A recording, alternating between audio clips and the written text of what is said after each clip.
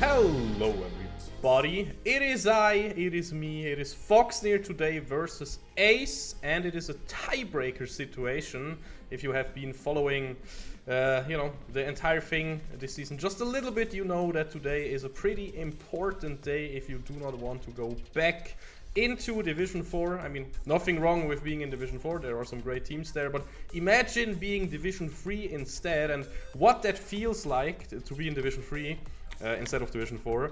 I have a guest here, and our guest will tell you all about exactly that. Yes, hello everybody.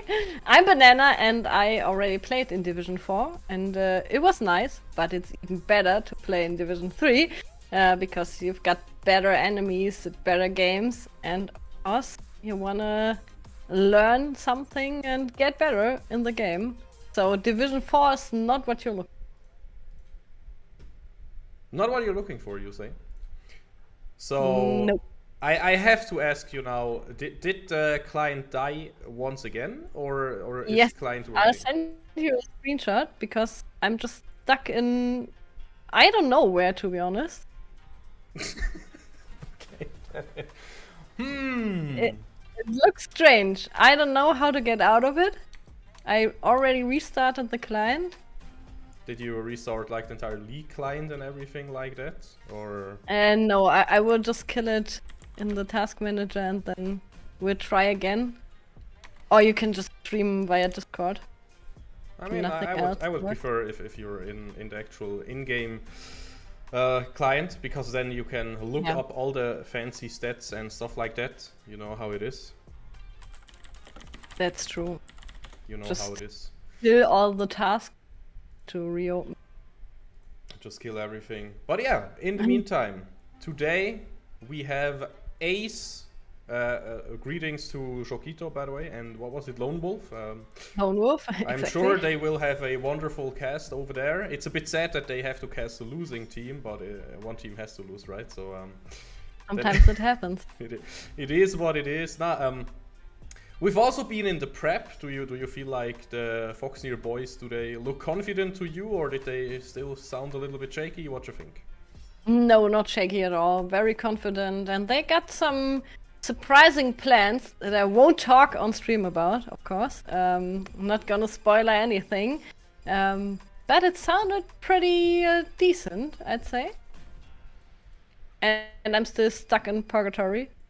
You're still stuck in purgatory. Yeah, okay. I will just stream that entire thing then, and we will go from there. It is what it is, as they always say. So who knows? Maybe game 2 will treat us a little bit better. Who knows? Who knows?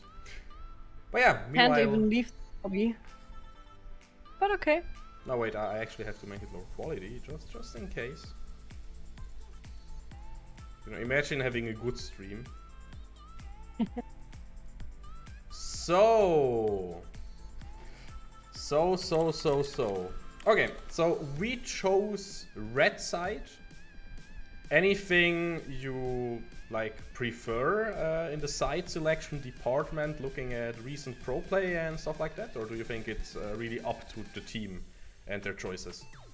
I think it's still a little bit up to the team and their choices, but having the last pick, especially for top lane, or you know, maybe something on bot lane is still open as a nice support, is a big advantage, and I'd always choose red side if it was me. But if you prepared something special that you want to pick on first pick blue side, of course that's valuable as well. But for most teams, I think red side is better suited. Okay, red side it is, and we chose red side, so we're already in the winning play, is what you're saying then, right? Yes. Perfect. What more do we want? What more do you want? I mean, of course we want to clean. Do we actually want to clean to 0, or do we want like more games, more content, and a 2-1 for us? You know, where are we heading? I think content is always fun, and I'm also here to train my English casting skills, so I'd love to have 3 games. So yeah, maybe a nice 2-1 be awesome. Also, I want to see some fiesta. So you want to see some clowning? Yes. I see. Perfect. So, wait. Wait, you're still into. Oh wait, I'm still in. Okay, I'm gonna. You have to kill the client. Oh, they're already saying if we leave Soraka open or not if you are in the support role. Absolutely glorious. Nah, sadly client is not really too generous today, but yeah, looks like we are ready then. Would be good to just start in, because yeah, you said it, we don't want to spoil. If we have too much time, we will probably just spoil all the plans here. And we don't want that, right? So come on, just hit that ready button, you know. I hope everybody is I done. want the games to start. Also, I want to see the early game because I love seeing these early skirmishes from teams that are mostly even. So yeah, let's get it on. Let's get it on. Anything you think has to be banned on the current patch? Because, you know, we had like this Tristana Corki meta for quite a while, but now this entire thing has changed a little bit. So do you think it's quite open again? Or is there like a broken blue side pick that just has to leave the draft before it even, you know, is pickable? I mean, it also kind of depends on the team, how well they handle things. I think Ezreal is a high prio pick. If you're afraid of an Ezreal, you can always ban it. And of course, on support, Leona is still super broken. I don't know about Aurora, so maybe you want to take that out as well. But it's not like these clear bans that we had in the last few patches. Okay. So it looks like everybody should be about ready. And I hope... Wait, who can we blame? It is our top laner Darky that has to press the button. So True. you know, gotta make sure... I mean, it makes sense, right? If you're playing top lane, then you are the one to start the action usually. If you pick some classics like Malphite and... You know, being in the draft as well and being the one to start the action, pressing this start game button that I cannot press, by the way. I can't press it. I tried already. It doesn't really work. But finally, we are jumping into draft just as quick as we can. And a big thanks for Genocide for the follow, by the way. And yeah, a first ban, well, that's not what I expected, but here we are with the Seraphine ban.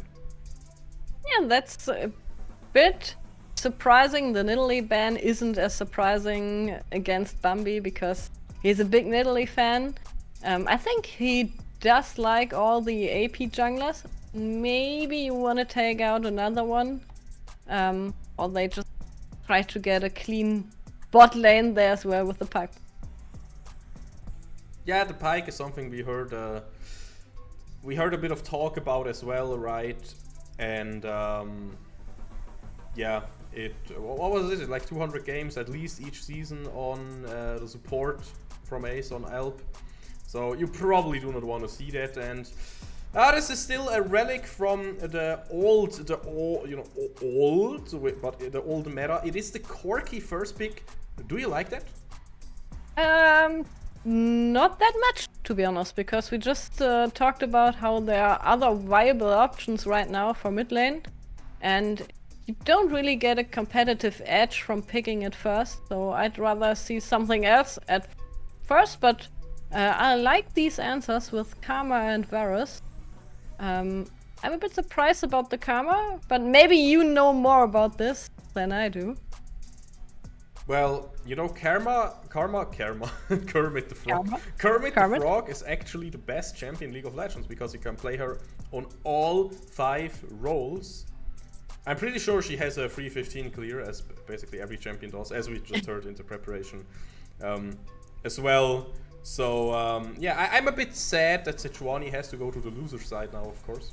That is a bit... Now, but, you know, jokes aside, Sejuani is also a really great flex, so... A big flex potential here already on both sides. And then Draven, on the other hand, for me is the first pick in this entire draft that is like obviously on a certain lane. But maybe you can tell us more about that. Yeah, I mean, it's a special pick, I'd say. Most games in solo queue on Draven. But to be honest, he has a high win rate, but not the best KDA. So maybe this is where we can get him. Just try to kill him, try to camp him, and not let him get into the game. But we'll see about that. I like the Trundle pick against Draven because Draven has not really, just a small mobility spell, and you can just block him with your pillar. So yeah, the Trundle, obviously a pretty great answer already. Because as you said, it's one of those ADCs with no real mobility. Like for example, a Caitlyn and Ezreal, they all have E buttons, and their E button makes them jump away or over the pillar. Draven, yeah, he has some movement speed, but you know, due to math and quantum physics, it doesn't really work as well as just a dash out of the range. Hi Crincy, by the way, and of course hello to everybody in the chat, to Shufflebee, to Yeah, hi. Barcode, aka Timo, still hyped for the content piece coming out. But of course, content piece will be that much sweeter if we just get a win in today. I remember, Miss Banana, you were like one of the first in my test quiz shows, if you remember that. Yeah, I do remember. It was embarrassing for me, but yeah. But yeah, we're doing fun content right now, you know, we can talk about that while we are waiting for the boring part of a draft, you know, fresh Nautilus ban, Malphite ban. Okay, Leona's still open though. You said Leona's really good. Basically everything else just got banned. Any hard feelings on that? I mean, I'd be a big fan of Varus Leona because they have a nice synergy. I'll quit the stream if they pick Yumi, but I don't expect them to. Let's see what they choose. They'll... Yes! No. I'm still very happy about the Soraka Hava though, so thank you guys. But it's the best pick here, to be honest. You've got the CC chain for ages, and it's also nice to poke and nice to stun the Draven and get him when you're ganking. So Trundle also has a better setup now for ganks. I like it a lot. Rel is, I'd say, a normal counter pick into that, but it's really more of a handshake counter in this case. So you don't think Rel is like a counter that stops Leona at what she wants to do? I mean, also I have to ask, if I talked about those E buttons before, right, and how good they can be on Ezreal and Caitlyn. Now, if the Raven gets to press E just at the right time and Leona is in the mid of her E ability, you see guys, all the cool abilities are on E basically. Can he like knock Leona out of it, or is that not possible? I'm not sure actually. I think it's not possible, but we will see. Moxie in the chat. Maybe I mean, he's a support main. All the support mains everywhere. What's wrong? I thought support is the. I guess the jungle main now. I'm the least liked role at this point. Wait, it is, but he will still be DC'd. Wait, are we DDoSing? Is that the strat? Is that Yes. why we're so certain that it doesn't? Is that what's going on here? No, of course not. We have a few minutes now to talk about the draft. You know, let's recapture everything here. Now, I have to mention one thing. You know, I'm always the jungle guy. Trundle, cool pick, right? Good pick. But into Sejuani, I swear to God, I hate playing that, because if he times his subjugate, so his ultimate, at a good time, he can basically bring Sejuani to, I don't know, minus 100 armor in a team fight, and she becomes paper. And it's really annoying to play against. And of course, meanwhile, Trundle has like 500 armor or something, and he's basically unkillable unless you have true damage, and, you know, so that is an interaction here. Of course, still, Sejuani is a threat with her ganking potential, while Trundle is a bit more of a duelist, you know, maybe you can go into some kind of split pushing as well. But yeah, that's basically all I can say about the jungle, and now we have some amazing solo lanes and bot lanes to talk about. Yeah, and I have to say, I have to admit, I really like the cannon pick from Ace here. We saw it in EMEA Masters more often now, and it works really good because you've got a nice range and you can kind of hold Irelia in place and just try to not lose the lane as nearly every other laner would against Irelia. On the other hand, I think it's really hard later on in the team fights to really utilize the cannon, because there's this Trundle pillar who can block the cannon, there's Karma who can just speed up everyone, give them a shield and kind of escort them out of the cannon ultimate. So I do see the pick for the lane, I don't really feel this pick for the whole game. Do you think there's an angle where cannon goes on hit? Because I have seen like those blade and other stuff cannons a few times. Is that maybe an angle to just kill Irelia on the split push, or am I going delusional now? I mean, of course it would be nice on the side lane, but then you'd have nearly no AP damage at all. I mean, Sejuani does a bit. But I think then we would just stack armor and no one would deal any damage later on. So I think you should go for the traditional cannon. Okay, and then a bit more time for the Karma. We picked it quite early. Now it is in the mid lane against the Corki that was also picked quite early. Any thoughts on this matchup then? Yeah, I'm a big Karma into Corki fan because it's again just neutralizing this lane. Corki has a strong lane and you can just spam him with your Q. He won't be able to do that much damage against you. And you can try to hold him when you're ganking, which is double effective with the Trundle Pillar and the Karma W. And even with the Empowered W, you can heal yourself up while CCing him. So I do like this lane, and I also like it because you've got a very strong AD carry, and you can get him to be very strong and also try to fight your team fights with the Irelia, so you can just enchant the other lane. So basically we have one big guy there as in our Varus. Now, do you think Trundle or Irelia will ever be a main threat, or are we mainly looking at Hank Hindu on the Varus to be the carry here and do everything, get peeled? And is that like our main angle, or again could it also be Darky on top lane with the Irelia? I think so too. I think Darky could play a huge role in teamfights, especially if he finds a nice flank, because as we said before, Draven is kind of like a sitting duck, and if he's not prepared, he will just die against Irelia, and he can't really do much against her. Of course, yeah, he can try to E her away, but if it's a messy situation, a little bit chaotic, he won't get a chance. So I expect some Darky carries here. You said it, dear Banana, you expect a Darky carrying here, or again, maybe just Hank Hindu. But of course, a lot of banter here, back and forth. The important thing is though, guys, good luck, have fun to both teams here. It is Ace on the blue side with Bombi the sub. We have not really talked too much about that, but I already like Bombi because Sejuani is a great pick.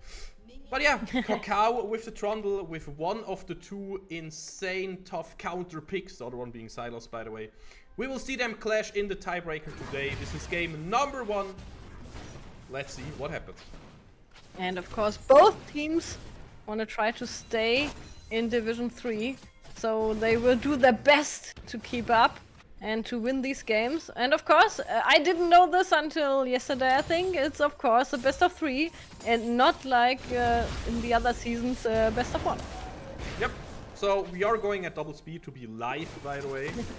And we saw how quickly Hadonski can press E and just go and yeah, deal a lot of damage. This is what you mentioned, right, Banana? Just the Corki being really strong in the early game, and the mid lane, to me it looks like they both are kinda, you know, maybe gankable soon already. Now top lane, oh, Darky, he wants to also aggressively trade here. He will eat a lot of damage while walking away though, and now it just feels like everybody is a bit low or already low on resources, because yeah, Hadonski already had to burn the potion, and Inspire is on half-life. On top lane also everybody half-life, but the junglers, they are pathing towards bot side and nobody's fighting there. That looks like a mismatch, to be honest.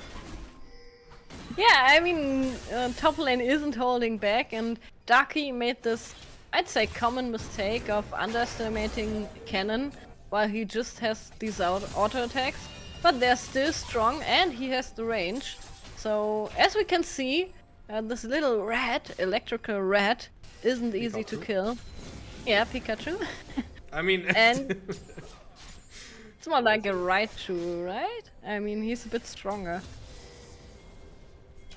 Oh wait, that should be way better. Yeah, true. Now with the in-game sound on, of course, I have to adjust my volume a little bit. So here we are, all those explosions, all those in-game sounds, and would you see it? I actually have to get the vision in. You saw, we saw it, like Kakao just walking up there after not getting the first scuttle, just walking up, deciding to get the second one, and yeah, honestly, okay. It makes sense that both teams aren't just, you know, random bullshit go and YOLOing in. Everybody still has flash. Everybody is disciplined. Everybody is chilling. I get that, but man, it would be way more fun to already see, you know, some skirmishes on bot lane. Yeah, especially bot lane. Oh yeah, I'm a bit surprised that they're so late, and now they're trying something. But of course, the damage isn't quite there right now, and we see a sneaky gank on top lane. Ooh, And I think he's not spotted, so yeah. It's like when you're driving home, the sun is already going down, and then this Bambi is jumping in front of your car. Oh no! But what? Okay, that caught me by surprise because yeah, I feel like if Bombi jumps in front of your car, you're both not happy. So that's like if Bombi ganks top lane and then dies, and then Darky dies. That's the situation you just described basically. But I wanna talk about this ward real quick, because did you see the pings on the map? Like Trundle or whoever it was set up the ward there and pinged the Sejuani not being there, and they kind of knew that she had to do something sneaky. Yeah, and this is so smart, because in League it's not about all the things that you can see, but it's also about the things that you not see. And not seeing Sejuani was very nice information there, and now they, I think, can spot her on this other ward, and yeah, of course they saw the vision plant, and now they know exactly where she is, and they already had a nice base on bot lane and are now able to rotate freely, especially How already in mid lane. Flash forward, Hadonsky can still jump away. Is it enough? The damage is huge. It's my first no! It is not enough. The auto attack. But still so many chess pieces in mid lane ready to go for more. The flash with Pillar. And finally, we are getting that first blood. The dab emote with the penguin basically sums it up. I mean, this was messy, and I don't know how Hadonsky could survive this in the first instance. But he's dead now, and they can all go to Drake together. I think that's a lost scuttle, but not a lost fight. Yeah, the Pillar being used in a kind of a defensive manner, and while Inspire did get the kill, you can see that he is quite low, and Corki is in the mid lane again. So yeah, I'm not too sure if this is what you want, but then again, to be honest, maybe that's also the big master plan, because with Trundle's ult, this means you get more resistances out of, you know, whoever you're ulting. True. It's just the long con. I mean, but in general, it's really hard to play for the long con here, because Ace got the Corki and the Draven. They both scale extremely well, while, for example, Karma doesn't, but bot lane... Yep, you know what is really good for scaling? Getting kills. How flashing forward, he will get stunned. Oh, really strong use here to at least get your stacks. But it's both summoners used here by Ace's ADC. And Banana, you gotta help me really quick. How the heck do I actually pronounce the ADCs here? Because it seems to be like the same guy on support and then on his ADC account. Is it the same guy playing with two keyboards and two computers? Like, what is this? Possibly. We know there was some guy who played Yumi with his feet. Okay. But Darky was in slight trouble, but came out there. And I think it's not worth it to burn both summoners on Draven, because you will just get ganked in the next 4 to 5 minutes. But first, they try to help out Inspire, who will just scale away so nicely now.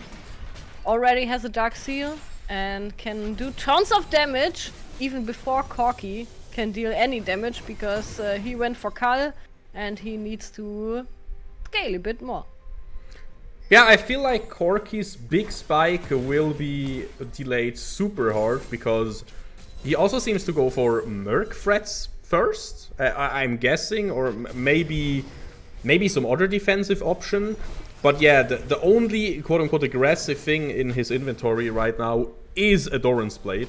So, yeah. And that is not a lot, to be frankly here. And as you said, Inspire has a lot of AP stuff here. Still, Hadonsky deals a respectable amount of AD damage there. So, it's so weird to me where you can go for a build like this. But yeah, if your trading pattern allows it, and you can still deal a good chunk of damage.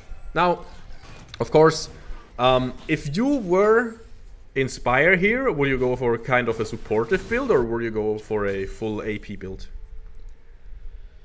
I mean, it's kind of hard in this situation because they also need some AP damage. I talked about this because of the cannon from Ace, but the same applies to Foxnyr as well. So I do think they need AP damage in mid lane, but maybe you can do a, I don't know, sneaky redemption or something like that later on, once you've got your core AP item. Just toggling the vision real quick so you can see how well the Sejuani is playing here. Bombi just outside of vision. You should have seen the effect there going on to Alp. You should see that he has the, had the Sejuani E effect here. It's always annoying when you play Sejuani and you have a melee champion. Then the enemy will see that, wait a minute, what kind of thing was that? But yeah. And, of course, not too much happening until the next objectives are spawning. Nice vision there by Foxnyr, though, because... Oh my god, I just said not too much happening, and the bottom lane triggers the gun trigger here. Alp solo will die to Henkindu, and Inspire is also walking in here for just, you know, an honorable mention, getting the 5th kill of the game for Foxnyr, while Ace is only on 1 so far. And I'd be so tilted if I was the Straven, because you got out early, you played it really well. Of course, yeah, you had to offer your support up, but that's okay. And then this Karma comes from mid lane and just kills you. So a nice roam. Of course, this Corki got some CS advantage now, but you've got the shutdown on Draven, or at least the extra stacks from him. And you've got a 3-0 AD carry now as well, so it looks kinda good. And meanwhile, Ace tries to also overload, just as we're talking about it, but it didn't work. Inspire, sure, had to burn the flash, but it's still Karma. It's still a champion that is really hard to kill in this situation. So, again, I feel like we are getting most opportunities presented and then execute on them, while Ace is struggling a little bit to get any results out of it. Exactly. And I don't know why they try to get the Karma so often, because this enchanted W is so strong. You just heal up half your life. And now they got ganked on bot lane as well. Indeed, Henkindu has to watch out to not die, but yeah, will just get shielded. And this is a beautiful kill here. Again, overloading as for Hadonsky did not go after the mid lane turret, or, you know, Ace in general, not trading the objectives. They are trying to contest it, but now they are down one person. The ADC from Ace not here, and I don't know if they really want to contest it. We are split right now, so we kind of have to group up together before anything really happens here. Now the engage is trying to be found. Teleport is also coming through. The shutdown on Henkindu, and also the Whirling Death rolling right through. But who will die next? How will survive? And the support from Ace will also have to go back to base. Aggressive flash to just make this entire thing not last too long. But Hadonsky with a good plant there, saving his ass. This blast cone was just, I don't know, a gift by the right gods for him. Uh-oh. And Yeah. no, Yeah. this was just, nope. No. Never just recall in these places where you know there could be wards. Always try to step it back a bit more. But well, Inspire learned it the hard way. Not too bad, I guess, but either way, even though the gold seems quite even now, still, if we look at the items, I feel like we are in a decent position. Yeah, especially Inspire will really get some early damage out, and of course Henkindu can do a lot with his blade. Same goes for Darky, and I think we should be able to take on nearly every fight now, of course, in even numbers and in a nice position. But other than that, we got nicely well-fed Aurelia now, and we should use this advantage and try to find fights, even though Darky of course has no teleport anymore, and we should be careful that he is able to join the fight by just walking there. Yep, no teleports available at all in this game right now. So, yeah, as you said, Banana, there's one way to get to fights, and that is, yeah, simply using your legs or your helicopter. We don't judge here, you know. Some people prefer the airline traversal. And we do see an interesting lane swap here to have priority over the objective, and it seems to work. Yes, it works really, really well, because Darky should be able to just clear the wave under his turret and not being dived, yeah? Yeah, no. I don't know what he's doing there, he's aggressive. Okay, Darky is feeling it, the exhaust though, is it enough? Flashing away here, and it will, oh no, it will not be enough, but man, that was way too close for comfort, honestly. If I'm the Draven here, I'm sweating for my life. Yeah, I did not expect this, but now we're in a nice position to dive top lane. Inspire is in a not so nice position. The shield though, blocking the last big rocket. Just making sure to certainly not die, and at least with a red buff, Inspire should be able to sustain himself up a little bit. And is this the first turret of the game on bot lane? I do think it is, so the first turret will go over to the Draven. And Banana, you said Draven scales well, so I mean, if I look at his kit, he's no Jinx, he's no, I don't know, Kog'Maw Twitch. Why did you say he scales well? Because he just gets so much money. His items are not perfect, but as soon as he gets some kills out, can stack a bit, he will just have more gold than anybody else in this game. And this just gives him a huge advantage later on. Right now, it's not that good, because Henkindu just did a better job at killing people and CSing. But just give Alp like 30 more minutes and he will be strong, so we should keep an eye on that. Well, in 30 minutes I feel like the game should be kinda over, because the third dragon is coming up in 90 seconds. Until then, we do have the Herald available, so Kakao kinda lurking in mid lane, maybe looking for something here, but honestly, who will be on top here in this fight? Kakao instantly falling for the subjugate. The ADC will get jump on, will get Dove. Really nice CC here by Leona. Bombi is made out of paper. How?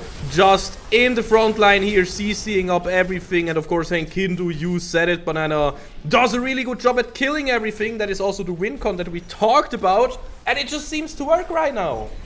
And Foxnyr is exactly on the same page. We saw it in this fight, because Ace is not.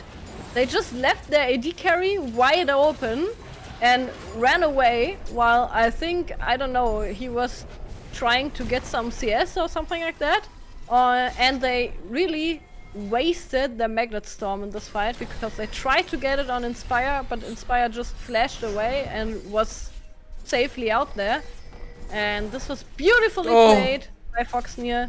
We also get the bot turret as well. So yeah, it's looking good right now. I don't want to jinx it though. Well. 3 more seconds. Okay, make it 4. I'm sorry, guys. Whatever. The dragon is now live on the rift, and now, yeah, Draven tried to get mid prio. I don't know what to think about this fight now, because all our ults are down. I mean, frankly, pretty much every ult in the game is down, except for Reigns. And that is probably the reason why we are deciding to not fight this this dragon. And honestly, of course I gotta give a shout out to chat, but what is this name? Kupfriges Tischlein. Ah, Kupfriges Tischlein. Ah, okay, of course. It has to be a Swiss person with a name like that. Yeah, I was very surprised now by what you've said, but yeah, it doesn't make sense in this. Or is it just... It says like a table made out of copper, and the table is small. Okay, that kinda... Yeah, that sounds cute. But then again, nearly everything you say in Swiss sounds kinda cute. Yeah, the Lee in Swiss German. You know, we can go Sechuani Lee, and like Korki Lee, and Kormoli, and Lee Sin Lee. And it all makes sense. It sounds stupid in like German, but in Swiss German it makes perfect sense.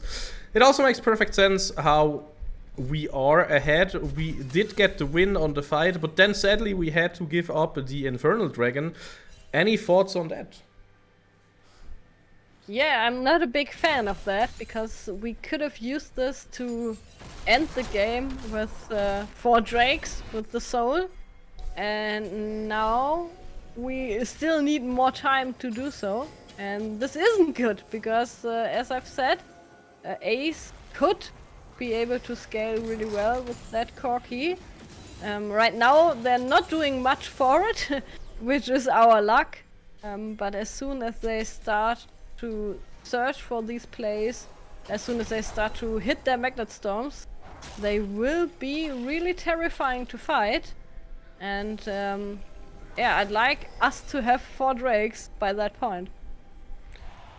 So, talking about power spikes as well, we did talk about Corki's early game builds. And at least one of the 2 big items is done now. The Trinity Force is done. Oh, Bombi, hello. Zobshigate is being held on to, used now. Hadonsky seems to be the focus. Kakao not too tanky. Will somebody die here? Maybe the supports are the actual targets, of course. It has to be Elb dying first here. And now, going through that choke seems really risky. Inspire though, not expecting the Corki damage there. Maybe Hadonsky having to flash out. Bombi has to be the front line here for the AD carry from Ace. And okay, are we actually going for this? It is 22 minutes. Sure if this is the best decision. Oh my god, I'm not sure. This could be a big mistake. It could be. Let's see what happens here. It seems to be a 5v5. The Nash drops low. We will get it, but will it cost us anything? The fight is raging on. Bombi super low, and there is the slicing Maelstrom. Of course, everybody will just have to somehow get out of the pit or die. Now, looking at the result of this play, Darky and Kakao had to die, but we did get the risky Baron for it. Yeah, I think that's okay. 2 deaths is kind of fine. There were no shutdowns on them, so it was fine. But I think, or I hope, we learned our lesson about fighting cannon in these spaces where you can't really escape, especially the pits of Baron and Dragon. And Rain showed us what he can do, and he's also going for this AP build. So yeah, we shouldn't do this again in a clutch situation when we're all inside these kind of choke points. Yeah, the cannon loves stuff like Dragon Pits. I love how, like, I never realized, but looking at it through those lenses that we had on just now, the cannon slicing Maelstrom is the exact perfect size to just be, basically 100% of the pit. Not too much, not too little. And yeah, Now, the next objective will be the dragon, you talked about it. We kind of want more dragons also for our scaling, to deny it from the opponents, of course. And the mid lane prio will be one of the main concerns right now. But with the Nash, it should be possible to get mid lane prio. And yeah, we have 10 seconds. We have to look at top lane as well, of course, because Darky, yeah, with the TP. I just wanted to say that you can just start this little dragon dance, just try to be there, try to push mid lane out, and maybe even get 2 turrets for it. The second tier mid turret would be huge, and it's fine to trade the Drake, in my opinion, as soon as you're able to fight the 4th one then. What an interesting trade offer that was made here from Ace. It is 2 open bases, basically. I mean, yeah, the top lane turret is as good as cracked, but now they want revenge for their broken base. The Magnus not really doing anything. They engage, getting used here, How in the front line, but we get so many kills now. Darky in the back line. He wants to find his stuff. Now it is up to Henkindu to find the damage, and he will explode like it's nothing. Hodonski with the triple. He wants to make it 4. Inspire, of course, not interested in giving up some more kills. And the autocam is like, hey, look at this cannon forming in mid lane. Inspire is out anyways, you don't have to look at him. Oh man, that almost went really well. It is a 3-for-4 trade. What happened there?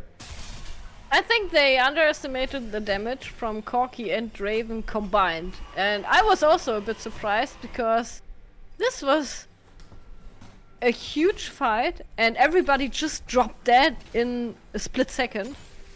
Also, Darky went a bit too deep and Henkindu kind of lost height on the targets. I think he tried to hit some tanks in front of him and didn't really watch the Draven, who came from behind and just totally annihilated him. So this was not a good fight, and our lead is slowly crumbling away if we continue to fight like this.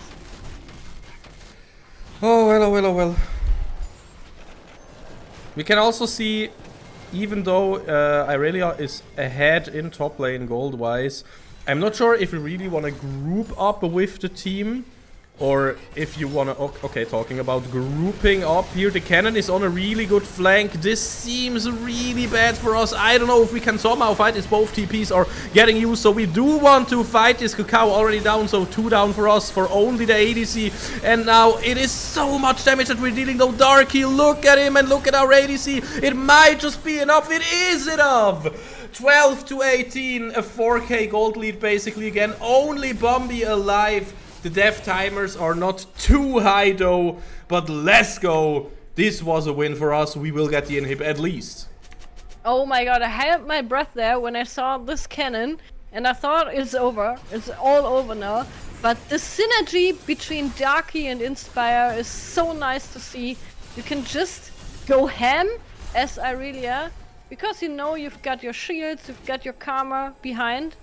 And this looked really, really well. So I do hope Darky continues to at least TP to his team as soon as they need him, and at least follow these mega team fights where it's 5 versus 4 otherwise.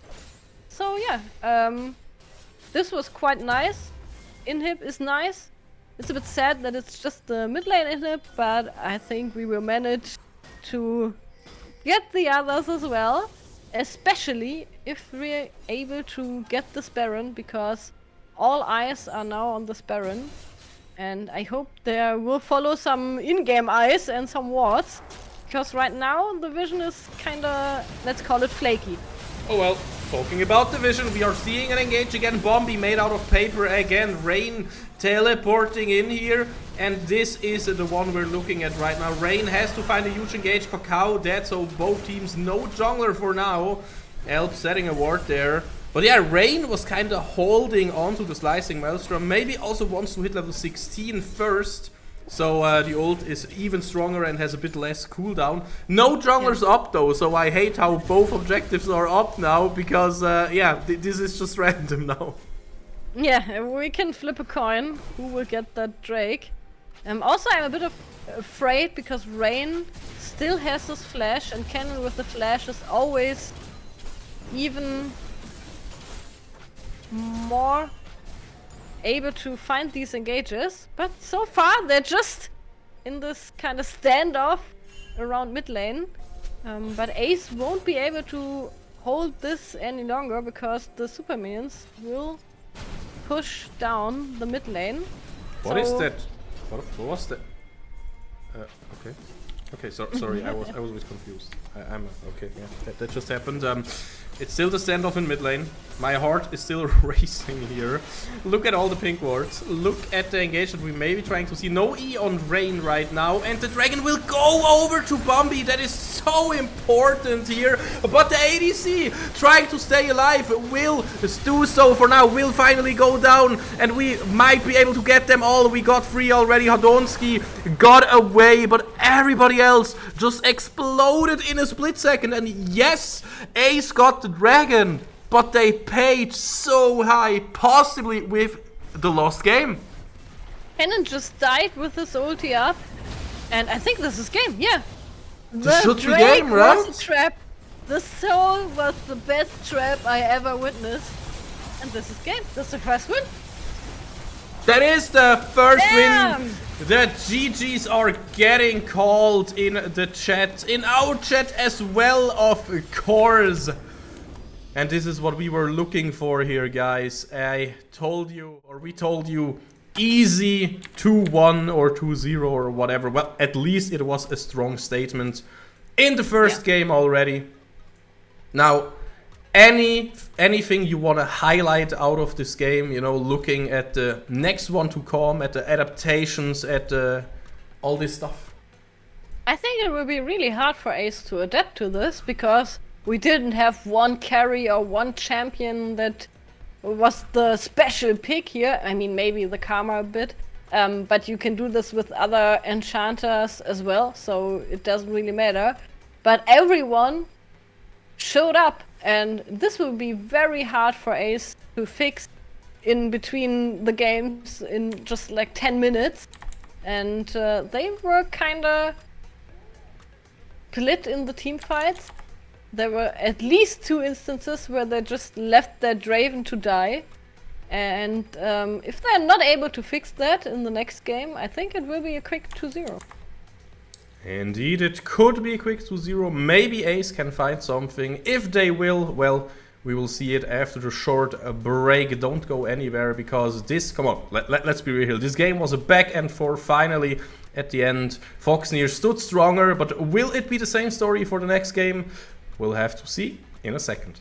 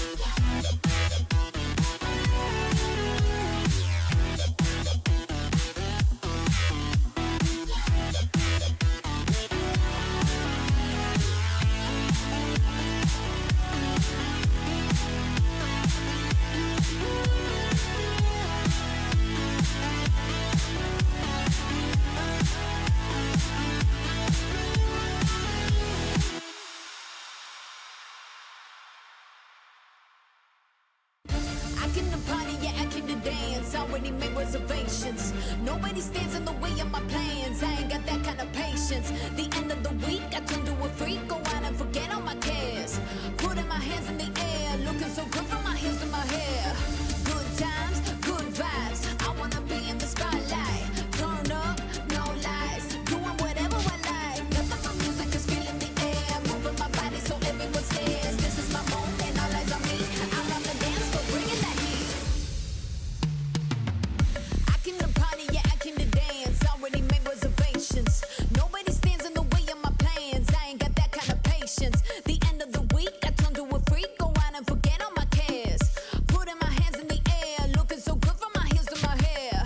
Good times, good vibes. I wanna be in the spotlight. Turn up, no lies. Doing whatever I like. Nothing but music is filling the air. Moving my body so everyone stares. This is my moment, all eyes on me. Out on the dance floor, bringing that heat.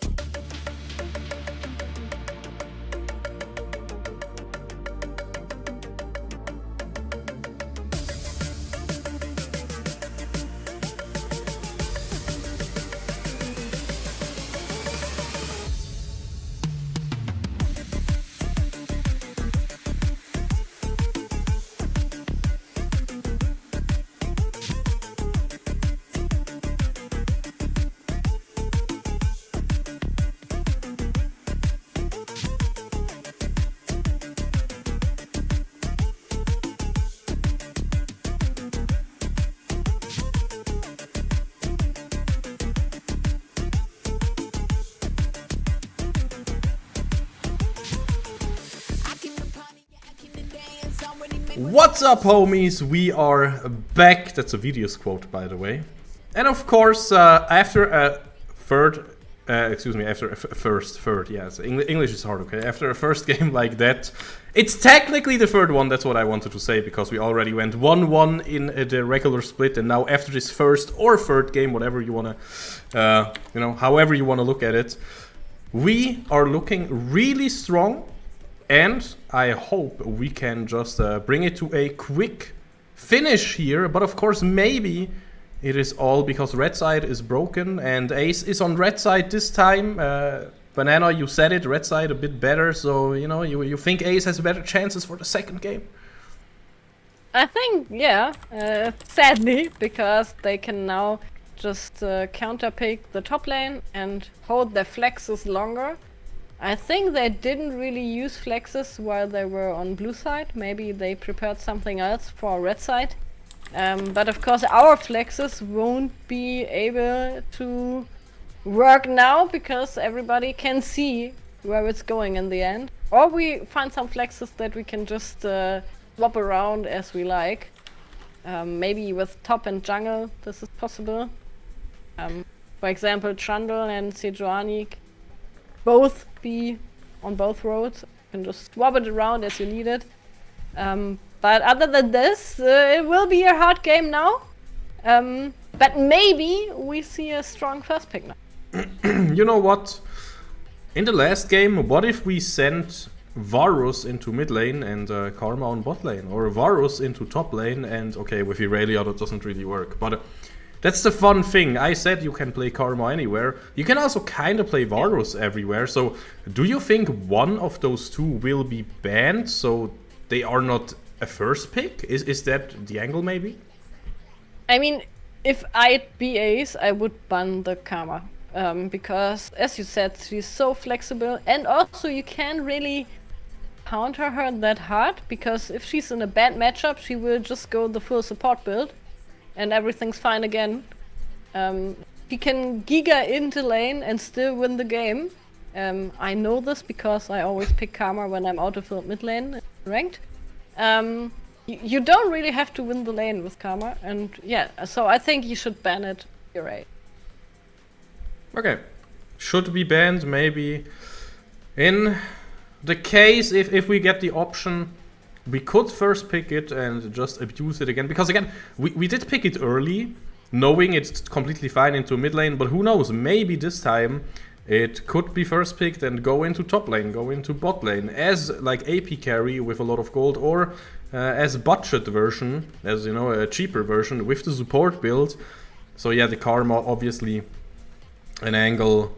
Fun fact, I think everybody is ready right now except for Foxnyr. So yeah, their brains are kind of melting away right now, I guess. I am so tempted. I kind of want to jump into the Discord channel there and see what they're talking about. But that I think that wouldn't be really good if you know this would be a bit not too smart. Also, it's maybe not the best thing to stream it live. Exactly.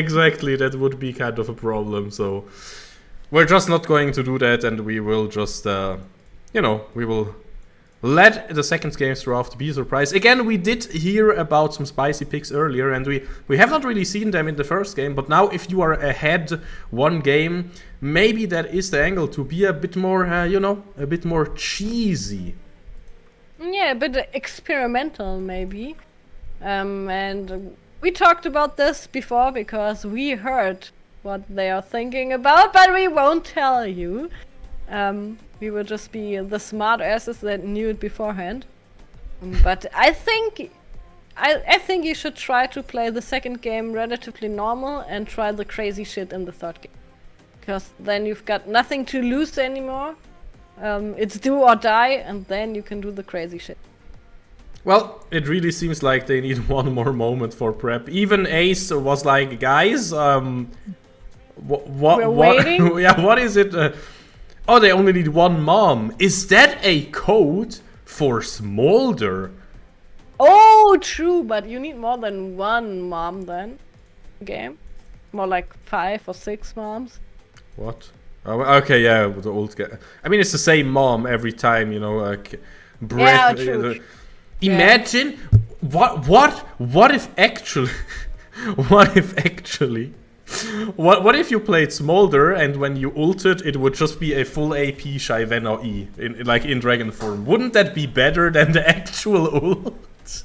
I think yes. I think she should just join the game for a few minutes and just do little lunch packages for Smolder or something like that, like Bard heals just as lunch boxes. Yeah, this would be great. I mean, think Riot, if you need some champion designers, here we are. I was always under the impression that blue buff should be in the river and the scuttles should be in the blue buff position, because then maybe my mid laners would start moving to get prio and get that thing because they kind of want blue buff or but before we actually enter the design team, which would be a kind of a terrible decision, we might as well just jump into draft. And yeah, as we already teased, we will be on the blue side for the second game. Foxnyr versus AceGaming Spades. I mean, the first bans aren't really surprising. We saw them before. And every team is just trying to get rid of these champions that are special players are very, very comfortable on. So I think it's a nice strategy. The Nidalee ban again. It's a bit of a meme right now because we played Nidalee in mid lane once and it didn't really look too good. We were a little bit too creative, so that's why in the first game somebody in chat wrote we banned it against ourselves, against our mid laner. And we are so smart, Banana. We are so smart. Look at it. We just said, hey, Varus, the best flex pick in the game. Here we go. There it is. I love it. And now they made good use of the blue side. Yes. As I've said before, I'm still more of a fan of red side, but if you're forced to go blue side, then do something with it. And on the other side, Ace seems to be still confident in their Corki. I'm a bit surprised that they show it this early.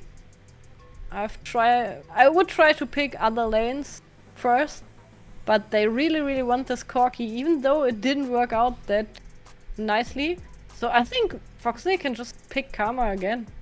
Why not? Still flexible, just pick it. And of course the Misfortune on the other end could be a problem because she's so freaking strong right now. And we do need some good CC to hold her down. What about the Trundle pillar that just, you know, whenever she uses her ult, you pillar her and she gets cancelled, and, you know, that would be a possible angle. But of course, yeah, the Leona, you talked about it, really strong pick, like, really strong pick. Did so much work in the last game. And now a Jhin hover as well. We all know Henkindu is a Jhin enjoyer. But yeah...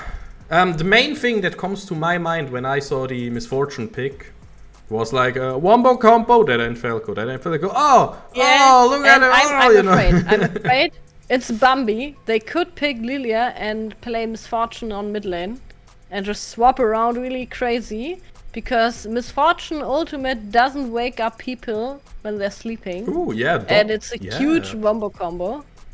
But it doesn't look like they're doing this, so I'm relieved.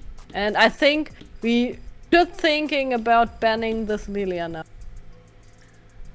Interesting enough, the Ornn was banned, and then Ace picks Braum themselves. That's an interesting one, because usually I'm really happy when I have a Braum and the enemy has an Ornn, and you know, there comes this big, giant animal of doom, of destruction, of everything.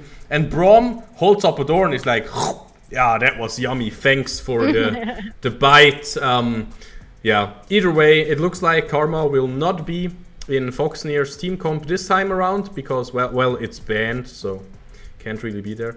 Now, what does it mean for the Varus, though, to have a Jhin now? I mean, Jhin mid lane is a thing. There's this Taco guy playing it sometimes. Is it Varus mid? Is it Varus top? You know, we are flexible. Yeah, could be everything, and this is also great to see. But of course, their blue side, though, they have to show at least all picks, maybe not the positions, but all picks.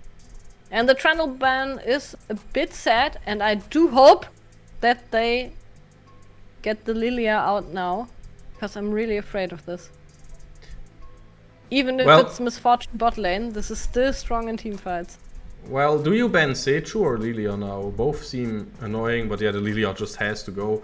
Sejuani, if you want to go again for it, because I feel like Sejuani wasn't too bad of a pick, but of course against the Trundle, it's literally unplayable.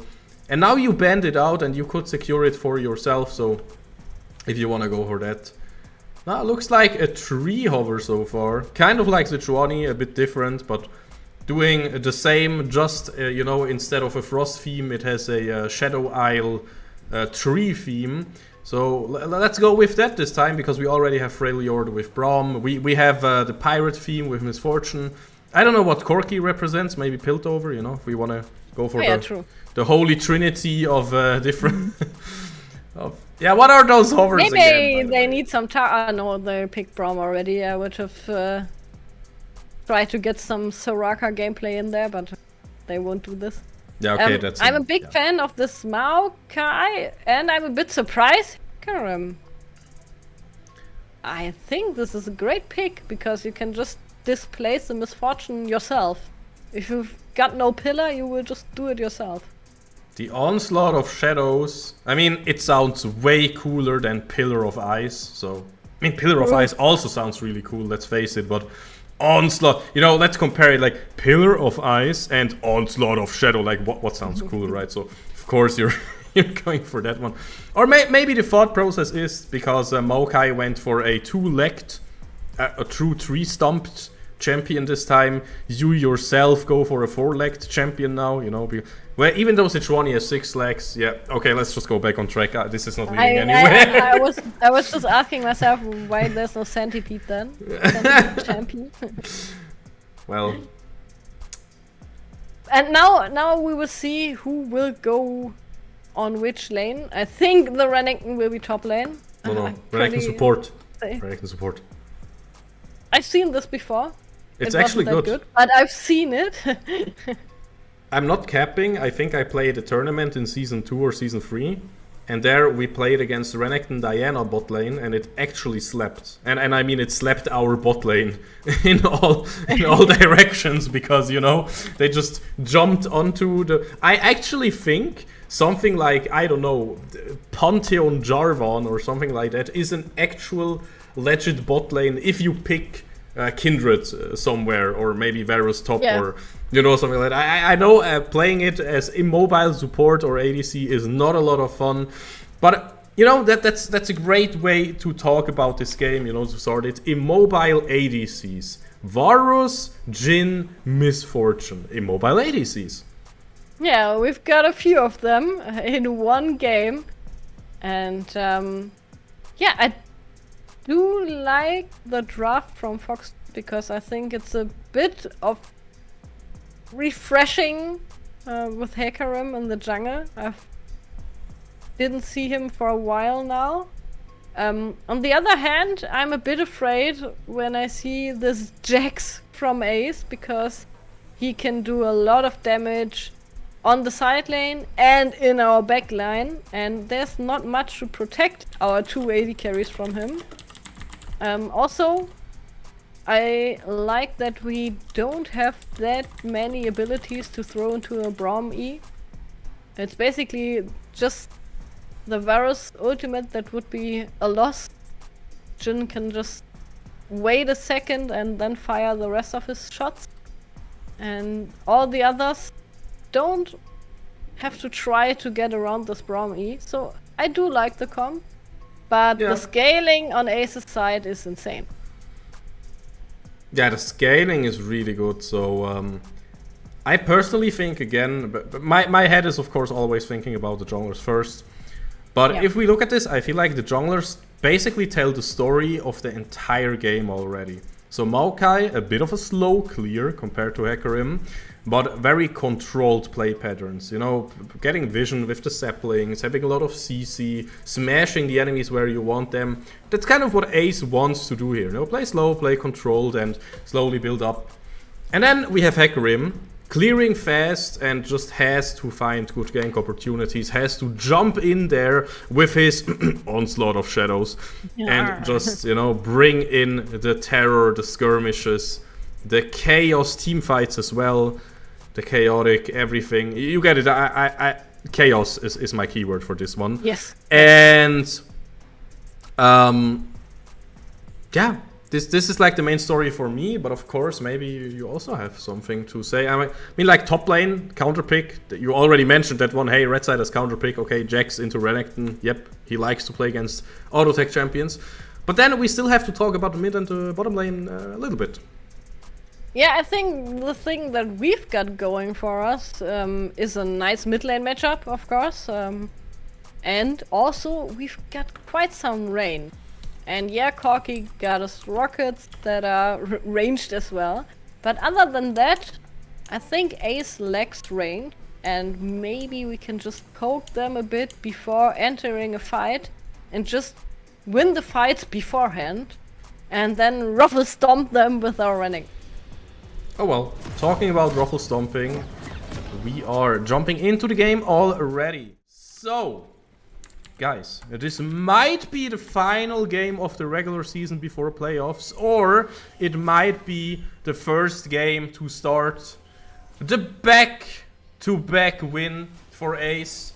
And then if they get 2 wins in a row, they will go into playoffs, and then that's it for us. I'll be honest here, I really do not want that, but hey, let's jump into the game as soon as it has loaded. That's what I was waiting for, but you know, it takes a second. There we are! Second game, and this is... I'm not even kidding. Why is that a mechanic in the game, by the way? I wanted to introduce the teams. I love it! No, it's so stupid! Why do you get bonus gold for existing? What is this? That is already 2 gold lead in top lane! Yeah, this is the game, I think. Ace won. We can just yeah, get here, on with exit the game game. and... Exit, easy. It's Also, I think, so stupid. But isn't... if Samira throws her coin, she loses it as well, right? Yes, but she deals 1 damage. She could, in theory, kill somebody with it. Oh, okay, yeah. So it's worth it. Real mechanic, yeah. I mean, imagine you could go down to bot lane without an item, spend 400 gold to deal 400 damage. Now that would be a funny interaction. Nobody would do it because it's grief, but hey, it would be funny interaction, that's for sure. True. And yeah, you can last already kill in a see game. you can already see Darky struggling there because that's the trading pattern from Rain, right? Counter Strike. Jax enters the defensive stance for up to, you know the meme where you know Counter Strike. What does it do? Yeah, it's a good skill for sure. Yeah, Riot really left their top laners. But it's like I said, the Rain will be really, really dangerous for our backline and for the whole game. But on the other hand, if Rain doesn't really have something he can fight for, if we can just poke his team beforehand, if we can just poke him beforehand, we will be fine. So I do hope that. Wait. I know what it means even. 25% less AoE damage on his E, exactly. Taking less damage from incoming blah blah blah, exactly. And yeah, that is true, nobody leashes in high elo because leashing is bad. Because if you leash, it means you will give up lane prio, and then the jungler actually only has one job, and it is to get the first blood there. It was so... Oh, it was so close. Oh no. But important for Darky that Rain didn't get the first blood. It was Bambi who got it. I think for Ace in general it's fine. No, that's bad. That's bad, okay. I don't like it now. Maybe we can get a counter gank on, no. But... We've got to hacker him. He still needs to farm. That's so bad, I hate it. Like, Bambi left a lot of his top side up to, you know, get this gank through. And I hate that it's so well played. I hate where you just give up some farm. Because it basically means you're trading jungle gold in the jungle matchup for gold onto Rain. But that's so worth it.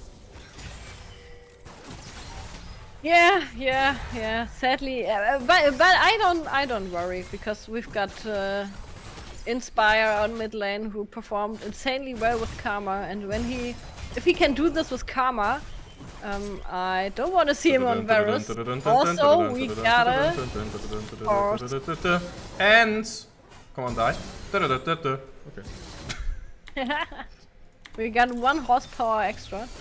It's actually more than 1 horsepower, by the way. It's more like I read 3 or 4 horsepower. Well, maybe they are evolving, so. True. They are leveling and scaling.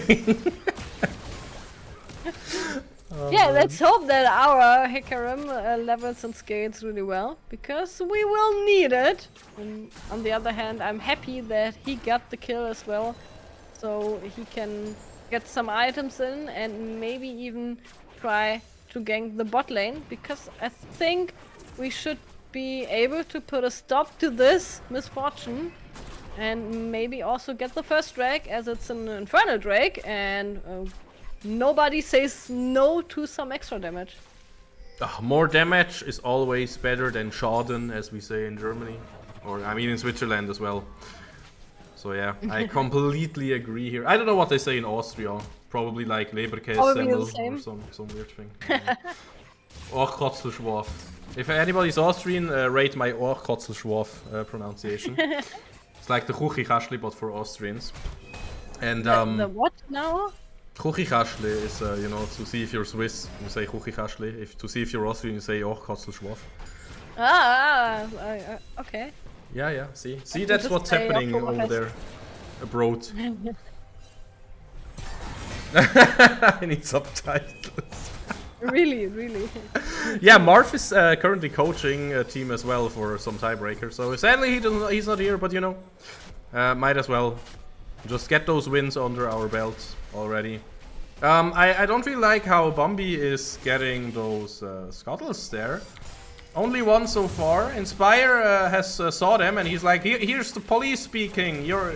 This is against the law. Don't do that. And you know, Kakao also joining them, but now it's a 3 versus 3, a fully fledged out. Inspire has to walk away here. Rain tries to jump out, but will not be able to do so. Bambi dropping low. Kakao also super low. Hadonski going in. Will he get a kill? No, he will not. No, he will not. It was so close. Double kill again here for the Crocodile, and this game looks super good.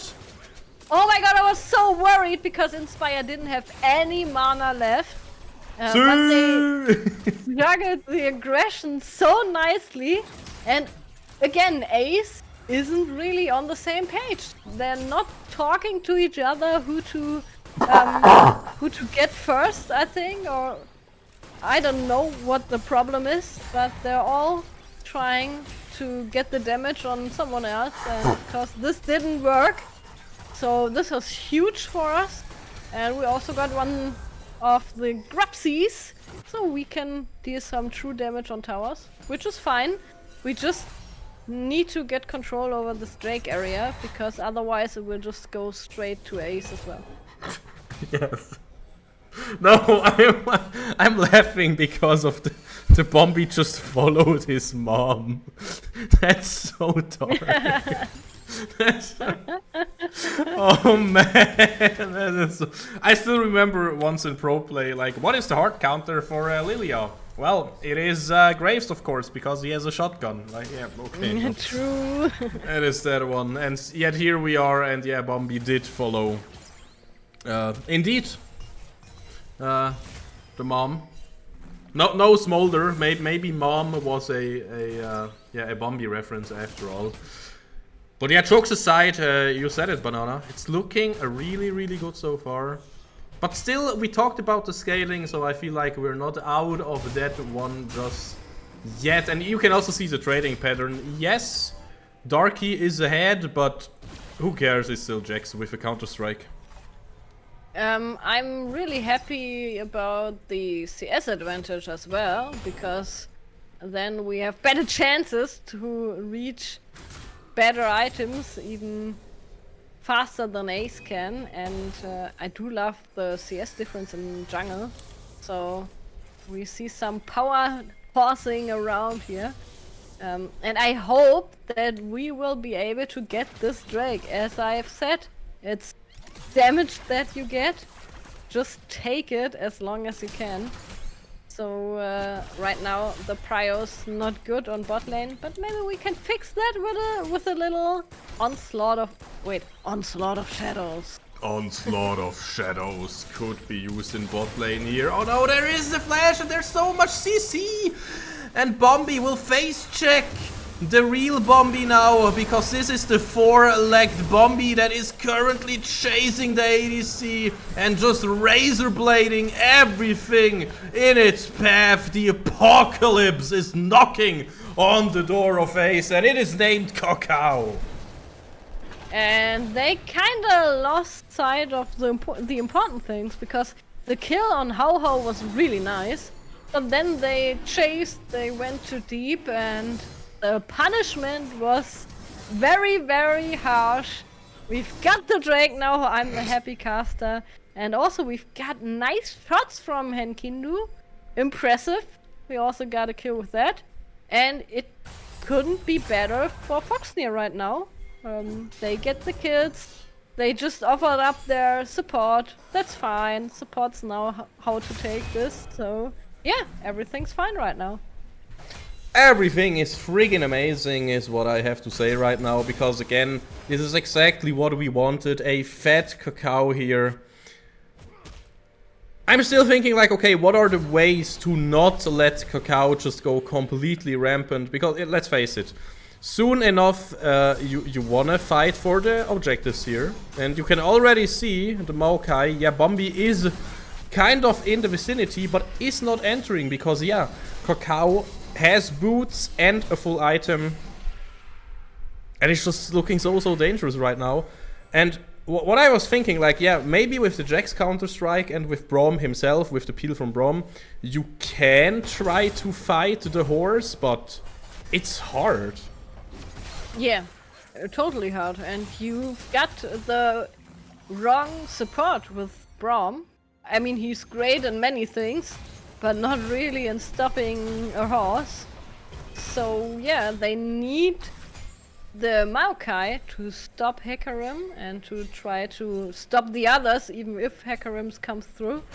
And this is not what they want. They want to be on the objectives first and then use their Maokai in an aggressive manner but they won't be able. They have to use it in a defensive manner. Wait, what am I seeing? What am I seeing? Is this really happening?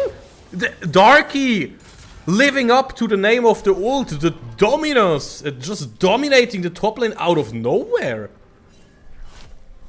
I mean, he has an Eclipse, but on the other hand, Rain has the Triforce already as well. So I don't know how that happened, but Darky seems to be a very nice crocodile, and we kind of have a zoo on our hands here at Foxnyr. The Fox Orc is playing with a horse and a crocodile. Oh well, there are so many health bars suddenly on my screen, so many people dying suddenly. How dead? Already see dead, Hank into that, how dead, Cacao also dead, and that is the one that hurts the most because that is the shutdown over to Bombi with the AP Maokai, by the way, ladies and gentlemen. So that is a dangerous one. And the top lane is now on bot lane, so nothing changed for them apparently. I mean, we saw this small thing that changed everything. Inspire had no TP. And on the other hand, Hadonsky and Rain TP'd, so they used their double TP really smart. And they created an advantage via numbers. So yeah, nice fight from Ace, but I do think it doesn't really change that much, but Inspire will die. Oh. Inspire flashing away, but the twisting advance. Rain! Minions! Oh, come on! The minions. They're trolling. They're paid actors. Yeah, I think so as well.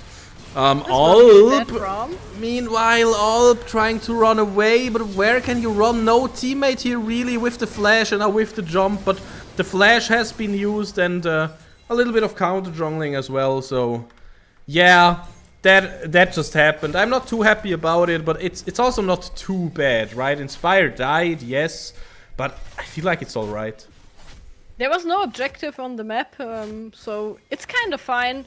Darky also got the first tower, they got 4 Grubsies, so I think they're well prepared for the next few minutes. They can also get the Herald, then try to prepare the Drake with the Herald, because still 50 seconds out for the next Drake.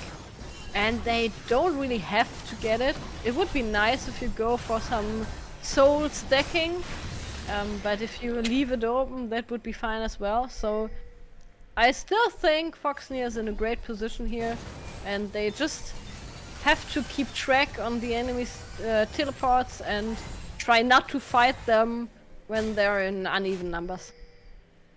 Yeah, the even numbers is the important part right now that we have to talk about. 10 more seconds for a great, and let me say, an amazing dragon for both teams here. You cannot change my mind that the Cloud Dragon is just really, really good. If it is all about those rotations, it is all about being there on time, you know, being there in even numbers or even more numbers. And hey, Cacao scales with movement speed as well, get some extra AD. So we would love it. Yeah, we would love it, but sadly we are not having the priority right now. We are not having Darky's TP, and he decided to stick to top lane to get a bit more farm. I respect the decision. Yeah, I do so as well, because we are still able to find nice fights even without this Drake. And I think we should put some pressure on these side lanes, because these towers are walking gold, or standing gold, and we want to take it. So I think we should just continue to play. You know, and and not exactly walking. Just because Ivern and Maokai and Malphite can walk, and only because the what is called the Nexus Blitz, the Nexus can walk, doesn't mean, yeah, true. You know, doesn't mean all the structures can walk, because towers can clearly not. It would be really funny if there's just a tower walking on your lane. Didn't Riot say there will be huge changes in 2025? I think. Oh no, I spoiled it. I think the towers will walk. Imagine the turret. Yeah, Aram becomes the new main game mode, and there you have walking turrets. We heard it there first, ladies and gentlemen. But yeah, oh, really good engage there. Look at all those ults hitting the mark. Alp, super tanky, but not tanky enough. Now Inspire is really aggressive. Hadonski wants to find something. Henkindo with the 4th shot could deal a lot of damage there. How with the CC. Hadonski so low. Inspire thinking about turning around and trying to kill him. He will not connect the piercing arrow, and this means... well, I don't know what it means. We got some kills, we traded some kills back and forth. Is this worth it? I don't think so. I think Inspire wanted to help too much, but maybe this will make it worth. Nope. Well, both summons though. Yeah, I mean, it's something. But I think we went too deep there. We should have just disengaged as soon as we saw Hadonski coming over the wall, as Kakao already did. But yeah, I think Inspire got a bit greedy there. We will have our time, we just need to get some more items in. Because the Varus isn't exactly the strongest with one item, and Jin isn't as well. The only one being really strong is Kakao, but he had to use his ultimate in a defensive manner to get out of there. So let's just wait for the next time we've got some ultimates and maybe also some TPs up. Yo, that back animation looked sick, by the way. Ooh. Also, I like how Moxie Thunder wrote 3 space, you know, because of Bambi on Maokai, I guess. He's always a comedian, man. Our CEO, our Moxie. Amazing. And at least Baus didn't die on a permadeath character, so that's also good. You know, so some major W's overall. Then I really dislike that Bambi is not going for full AP. That would be a real statement, but of course I can understand more of a supportive approach here. So yeah, what is going on in the next few minutes, Banana? I think they will try to get some towers. As I've said, they are standing gold, and they can just try to get it via brute forcing it. I think this one is done as well. And now they just need to protect their own top lane. Darky still has a TP, but I think he doesn't want to go there. I don't know why, but they decide to stay on bot side and just give up this top tower. Okay, so we did get the bot lane priority. Now the wave will bounce back. Yeah, I'm not too sure either what is happening here exactly. We will have to shove out mid lane and then go into the river. You know, that was classic League of Legends 101. Some Koreans always said it's a turn-based game. You shove out mid and then it's your turn. And then the enemy shoves out mid and then it's their turn. And currently we shoved out mid and it's our turn right now. I have to say, I respect the backport timing though, how Ace is just backporting over the map, like across the map, and getting their power spikes, because the next fight is an important one, and I'm not even capping, I'm just a big fan of dragons, even though if it's just single dragons, in a poking matchup with the Corki and with the Varus, this one can also help a lot. Yeah, also the Maokai will the bullet time will be interrupted by Kakao and the ADC. He's so deep in there because of the chain CC. Solar Flare, they're trying to get Hadonski. Hadonski is the main objective right now, to get Bambi and all trying to peel for him. So many kills falling. Rain will die on the top lane to Darky. That is amazing as well, of course, because Darky has TP up and can join anytime. Also, as you can of course see, the Void Kevin's doing a lot of work here. I love to see it. This is the fight that we needed. Now we are backporting though, and I can respect it, because if we just take the dragon now and then have to reset, then Ace could take Nash, right? Yeah, exactly. This was a nice reset, because we can also now send Darky down to the Drake as well, and he still hasn't burned his TP, so he still has an advantage if he kills Rain on side again. And this looked so strong. He's 4-1 now, has 3 items, and he can survive nearly everything, and I think he will be able to kill Rain again and again and again. So holding this TP is huge for him. Also, he's 2 levels up. I just recognized this. And we will get an easy Drake and possibly also the Baron if he try to get it and if he try to go for it. That was so smart. That was something that my solo queue brain would have probably played completely wrong. But spending the gold here to get the items, to get the win instantly transitioned into stats, really, really good. And then just taking the easier to take objective. And yeah, as you said, as long as Rain is not on 2 items, then the free item Power Spike from Darky will just be absolutely massive in the side lane. So yeah, we have to watch out for this matchup right here. But of course, we also have to look at the main fight here happening. Both ADCs are ulting, staying static for a second. Kakao gets out. And this means some cooldowns burned, but nobody died just yet. Kakao has to reset though and run towards the Nash as fast as a pony can. This will be really crucial if we are able to stop the Nash. And the Nash is aggressive. It's this territorial Baron who deals a lot of damage. This could be good for us actually. Oh, the teleport will not come through, but we will get Alp here. Now on the side lane, Rain stopped the TP, but he will suffer for it. Counter-Strike could be the saving grace. No, it will not be the saving grace. Bambi is looking for the steal. Bambi, can you do it? No, a little bit too late. How CC'd the tree. And Radonsky can get the Sun Goddess, but it will only be a consolation prize. Inspire A moving into the bush there, auto-attacking the ward first. Henkindu in the 1v1, double kill for Radonsky there. They were so greedy. Uh-oh. Henkindu Radonsky gets slowed down. Will he die to Henkindu? One more auto, he will die to Henkindu. And Kakao would have been there to pick up the kill as well. And meanwhile, Darky the Crocodile is knocking on the door. Can we talk about the 4th shot of Henkindu, which went on the ward? I mean, he could have, maybe it was a long con, baiting Radonsky into going in again. Yes. That is fine. Exactly that. Yeah, okay, the long con, okay. Yeah. I understand, yeah. Then it was just a nice bait. But yeah, this was a nicely executed Baron by Foxnyr and rather not nicely executed Baron from Ace because they underestimated the damage.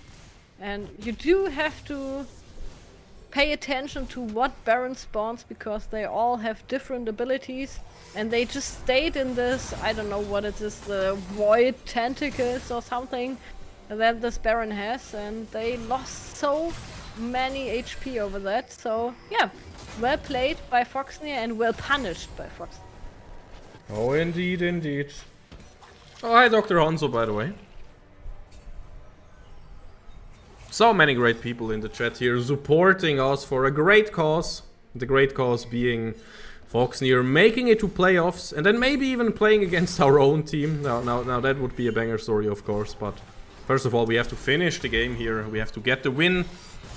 And then if we do that, we can think about the further plan. Now, talking about this game, oh, beautiful reaction there. Again, all the ultimates are flying here. All the supports are going to tank so much. How is low already. Elb also dropping slowly but surely though. And meanwhile, Darky on the top lane, but also Rain on the bot lane. The top laners are pushing in so hard. Darky takes so much damage with the Dominos. He tries to do something. Radonsky has to flash away. The Crocodile will make the Yordle pay. Will jump in. Yes, he will sacrifice himself. But if we look onto the mid lane, this just means we will get the mid lane turret and Inspire ported back to base to defend against Rain. And we've just got so much gold in our hands. So we've got a 7k gold lead already after 25 minutes. And also we've got the important items on the important people. I'm just waiting for Henkindu to build his 3rd item, and then I'm really, yeah, now he got the Infinity Edge, and now I'm really happy about the state of the game.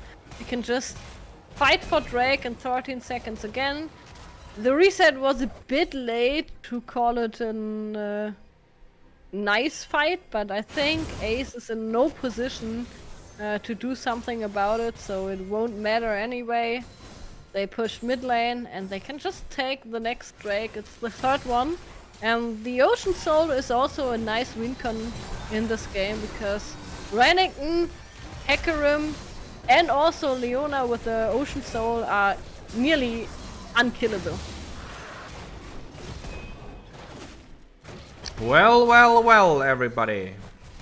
If it isn't a 4 minute and 50 seconds timer on the Ocean Soul. We did talk about the scaling. And yeah, like on paper, the scaling is really good for Ace. But if we have Kakao, Darky, and I mean, of course, everybody on our team, how and Kindu Inspire, everybody profits so much from an Ocean Soul to just stay alive so much longer in a team fight. So even with the superior scaling, I feel like it is a super tough one here for Ace if they have to give up the next dragon. But now, of course, to look at the positives for them, they are slowly but surely getting the scalings how they want them. Free items on Hadonsky, free items on the Misfortune. They are not to be underestimated.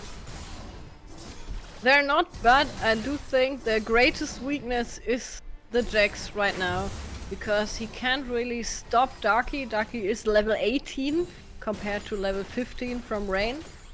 And Ace won't be able to do anything if their Jax is dead and Darky is a threat to their team and can just TP and help his team. So as long as Darky is on the side lane and his TP is up, I'm really happy about this game. And I do hope that Hao will be able to get some vision onto Baron, and then we shouldn't do the same mistake as Ace did with fully committing on Baron, but just rather we should be dancing around it and threaten to do it. Or find and engage. Talking about dancing, Kakao dropped super low. This is not what we want to see. He had to get out. There's so many good ults here. And, oh no, this is not what we want to see. We are not getting a single kill in return now. Finally, Bombi, and we have to play with all the range we have now. The Rain jumping forward and Inspire flashing away instantly. He has to do that, of course. Yeah, Darky, meanwhile, top lane gameplay. You know, it's like mid lane, dun, dun, dun, dun, action, and meanwhile, top lane is like, yeah, I'm split pushing, guys, it's alright. I'll take the second in him, it's fine. But it's working! It's actually working! Yeah, second inhib is taken. TP from Inspire used. Bombi still dead for 15 seconds. I think the TP was a bit greedy, but looking at this here, Kakao staying alive for now. Darky has to jump out there, slice and dice. Rain finally having God mode activated, getting 2 there. And in Kindu, he wants to get that one counter-strike. Is back up again, healing so much. We will not find the kill. And this is something that I hate to see. Why are they so greedy? They're always in the enemy base trying to get something. And I mean, it was fine when it was Darky split pushing, but I don't know why Inspire wasted his TP to get in there in a very uncomfortable position. Yeah. And now they will just lose Baron. And I can't believe that I'm saying this, but Rain just single-handedly held Ace in this game with the last fight. Well, let's be honest here. He single-handedly was the cleaning person there. Yeah. The party's over, guys. I'm here with my mop and with my cleaning stuff, and you know, clean off this guy, clean off this guy. You know, yummy, yummy. And suddenly, Rain is on free items as well. And that now is dangerous. It's a 1.5k gold lead. From, what did I say, 7k gold lead? Yes. So they just turned it completely around. And man. We will just have to hope that Darky is still strong enough to stop Rain on the side lane. Or we just try to play our advantage with the TPs because Darky still has a TP. Oh, the combo though, how will be caught. That is the power. Oh my god, the damage though! The damage from Inspire! And then Kakao just jumping in there with the onslaught of shadows. Are you kidding me? Holy cow. That is what Kakao has to rename himself into at this I was point. like, oh, it's Cacao, not Holy Cow, but Holy Cow, Cacao. And now they've got a nice position again. I mean, this is a roller coaster of emotions here. They will get the soul, which is huge for them. But on the other hand, please end this game. I just can't anymore. I've said before, I want to see 3 games, but I think my heart won't take it if we get 3 games of this. 2 have to be enough. I'm sorry. Well, think about it like that. If we win this one, we have playoffs as well to call an ambulance and have a stroke. So we have heart failure and everything. Oh my god, this is such a tough one. I have to look at the backcourt now, by the way. Love it. Yeah. Love those backcourts. Okay, where were we? I don't know. We were at the Ocean Soul, which is great. Also, Darky now has a GA. Can die twice and get twice as many inhibs, maybe. Let's see. He's Sekiro now. Yeah. Oh yeah, baby. But I mean, it's still a manageable position for Ace because they've got the Maokai. They can just try to trap them and try to get a surprise engage onto Foxnyr. But Foxnyr has to see them and poke them beforehand. What is Odonski doing there? Is this?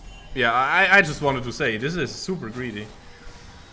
Maybe if he needs the money for like the next item, but man, that was so greedy to shove that wave. Oh well, no engage was found, so it is alrighty. And now Ace has to defend their base, which isn't easy because we've got a lot of poke. Also, the Ocean Soul is really valuable in these kind of positions where you want to break up the base. Okay, Inspire died instantly to the ults, and now Rain is jumping in with the Counter-Strike. How flashing out of there. The pony is trying something. We're going in back again. Hindu has to deal so much damage though, and it will not be enough. We can get the kill with the Dominos though. That is too funny. We can get another one. Darky, the monster in the sewers from New York. But Hindu, no. Are you kidding me? Hindu, he has to get out the TPs. Run! This is it, right? This has to be the game. Hindu has to kill Bombi here because Bombi will not let Hindu back into the base. He autoed the pink ward again. The weakness. He has to kill Bombi and backboard with the cleanse even. Trying to somehow make it work. He has to get back to base. I don't think he will be there in time. He will not. He will not. Oh my god. And this is so sad. I don't want to rub salt into this wound, but it was a 7k goal lead. Oh my god. And they kind of threw it away with 2 fights. This hurts so much. But props to Ace. They didn't give up. They fought till the end, and this last fight went really well for them. I think, yeah, the death of the Varus was the last straw that broke the camel's neck. Yeah. Well, red side seems to be broken after all, so let's just go on to red side again and finish this business. You wished for a 2-1 banana, so True. you will get it either way now. We will head into a short break, and we will see you right after. It is 1-1, so now in total, basically, Ace and Foxnyr, they are 2-2 now, so this is like the grand finale for the best of 5. Link Tahiti, no, it is 2-2 now in the best of 5 basically. So yeah, we will see how this entire thing evolves or devolves. Maybe that was a hint for Kha'Zix as well, who knows. But yeah, I have to shut up now. We have to go into a break. The teams have to think, go back to the drawing board for a second. And then whatever they come up with, we will see it in the next one. See you in a second.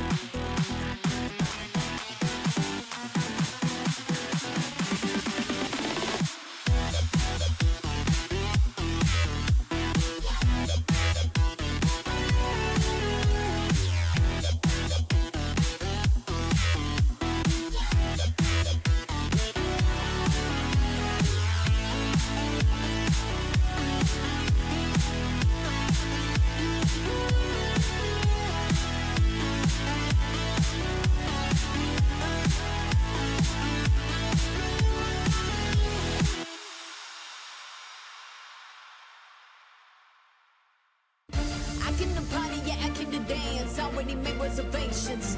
Nobody stands in the way of my plans. I ain't got that kind of patience. The end of the week, I turn to a freak. Go out and forget all my cares. Putting my hands in the air. Looking so good from my hands to my hair. Good times, good vibes. I wanna be in the spotlight. Turn up, no lies. Doing whatever I like. Nothing but music is feeling the air. Moving my body so everyone stares. This is my moment, all eyes on me. I'm on the dance floor, bringing that heat. I came to party, yeah, I came to dance. Already made reservations. Nobody stands in the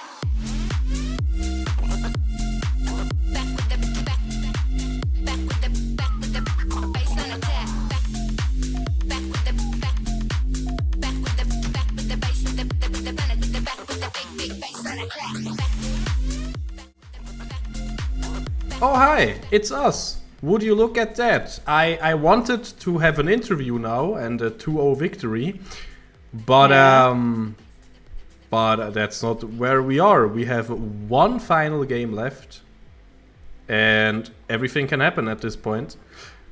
I don't know. My feelings are upside down right now in my stomach. Like the butterflies in the stomach, they kind of died and turned into bats. So, but yeah, Miss Banana, how do you feel here? I'm lost for words. Yeah, I feel the same because we just saw a very clean early game, a nice executed early game, well-fed Renington, and then everything just broke apart. And you've said it kind of in the mid-game that Ace. We shouldn't underestimate Ace because they're still strong. They still got a nice late game and they executed it beautifully. I have to admit it. So I think for the last game we should be more careful. We should play the early game kind of the same and then try to not throw it away. What was the Scarra quote? They were winning until they started losing, and then they were losing. And I think it was something like this. It fits perfectly for this game.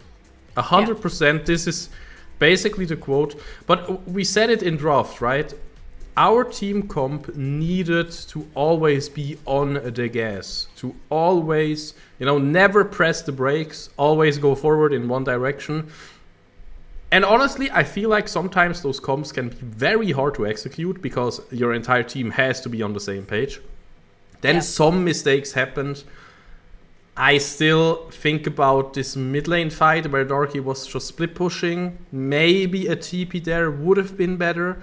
Some slight, how do we call it? Like some slight choices there. It's not a mechanical mistake, right? Like mechanically, they looked really good. But some choices they made just didn't add up.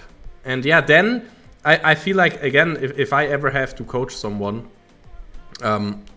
if you just draft something that just outscales and you manage to draw out a game into a length, like it happened here, then yeah, the Corki hits 3 items, even 4 items, and then suddenly he starts to hurt, like really bad. And then this happens. Yeah. I don't know, I'm a bit disappointed. I guess everybody in chat is a bit disappointed. And you said it, Anna, they look like the better team overall today. But then Schrödinger's team comes in. If they die to stupid deaths, are they really the better team? I mean, I think they are not, because the better team wins. I think that says it all. What about crit luck though? I mean, yeah, the better crit lucker wins. Is that a hint for Tryndamere top? Tryndamere top. Can we? No, wait. I'll just. If Moxie's too slow, I will just do it. Because maybe we should try view botting. We would get some more viewers. Yeah, we need more viewers. I mean, if I want view bots, I can just open the Twitch stream like 20 times, right? Then I have 20 view bots. Does that even count? I don't think so. No. But I'm not sure. Well, my view botting technique has been nerfed apparently, but oh well. You were making a meme for Twitter. Okay, I have to check that then in soonish. So, yeah, but of course.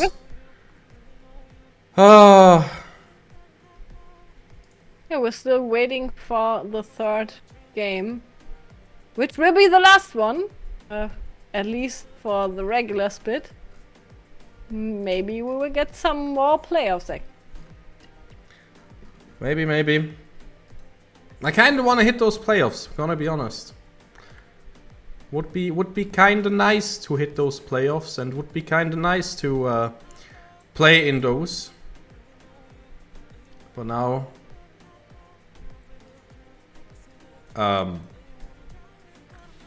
Did they go in-game without inviting us?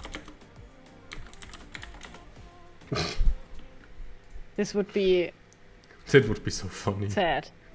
That would be so funny. We can't spectate it because it's a special lobby, right?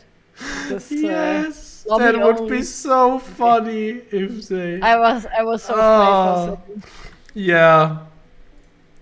I'm They getting did the forget, invite. right? Well, that means they are ready, though. Yeah. That means they are ready, and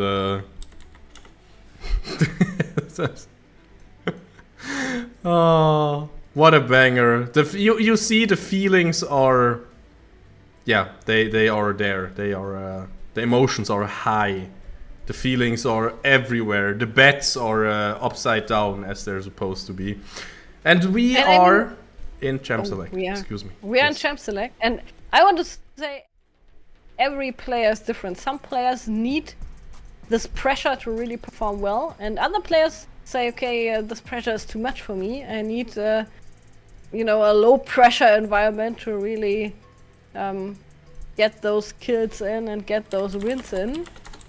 But right now the pressure is high, and I hope everyone at Foxnyr can take this.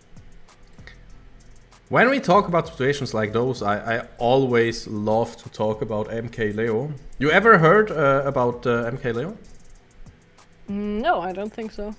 He's a pro Smash Bros player, and it's kind of a running meme. He has to be in the loser bracket, so he usually loses his first series against like the first good players.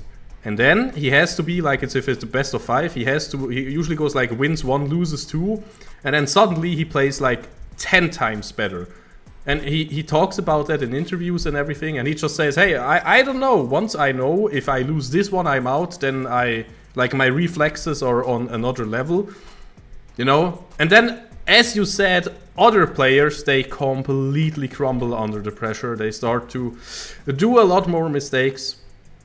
So yeah, I really need a psychologist or something to interrogate MK Leo. It's just so interesting how he basically performs really like 10 times as good as soon as his back is against the wall. And that's the interesting one though now. For both teams the backs are against the wall, so of course you want to bring out the best draft that you possibly can. The Varus ban is an important one here for me. The Corki is still high in priority. And it was not the Maokai. No, instead it will be the Ashe here, picked by Hodonski, probably for his bot lane. And we ourselves, we got the Ezreal and the Karma, those are picks that you said you like. And then the Leona again is on the side, it's like so much happening here right now, but I think both teams have a lot of strong champions going for them now. Yeah, I do think so as well. Also, the Ornn, it's kind of an early pick, especially if you're red side, but Ace did ban the Ornn in the last game, even though they had Braum. So Foxnyr was kind of forced to pick it on the first rotation. And now they can ban out some great top laners against it. So, of course, the Aatrox will be out. And I don't know why Foxnyr continues to ban the Braum, because I don't know. You mean Ace? I wouldn't expect, I wouldn't expect Foxnyr to pick it. But, well, yeah, they banned it, and I would love to see Karma on support as well, to be honest. It's still a flex. We're still red side, so we can hold on to this flex until the very end. But Karma Ezreal is a nice lane, especially against Ashe, because she's not really mobile and you can just poke her out of there. Well. If the the hovering is the hover ending is happening again. I think the Briar hover is for me maybe, because I like Briar. I want Soraka hover. Give me a Soraka hover. Okay, I'm happy with this one. I'm happy with this one. If it comes down to the final game, why not show off your... I mean, he's called Cow, and it's of course it's a funny word to say cacao like that, but it's obviously Kha'Zix reference. So yeah, I'm excited to see this Kha'Zix here. Yeah, me too.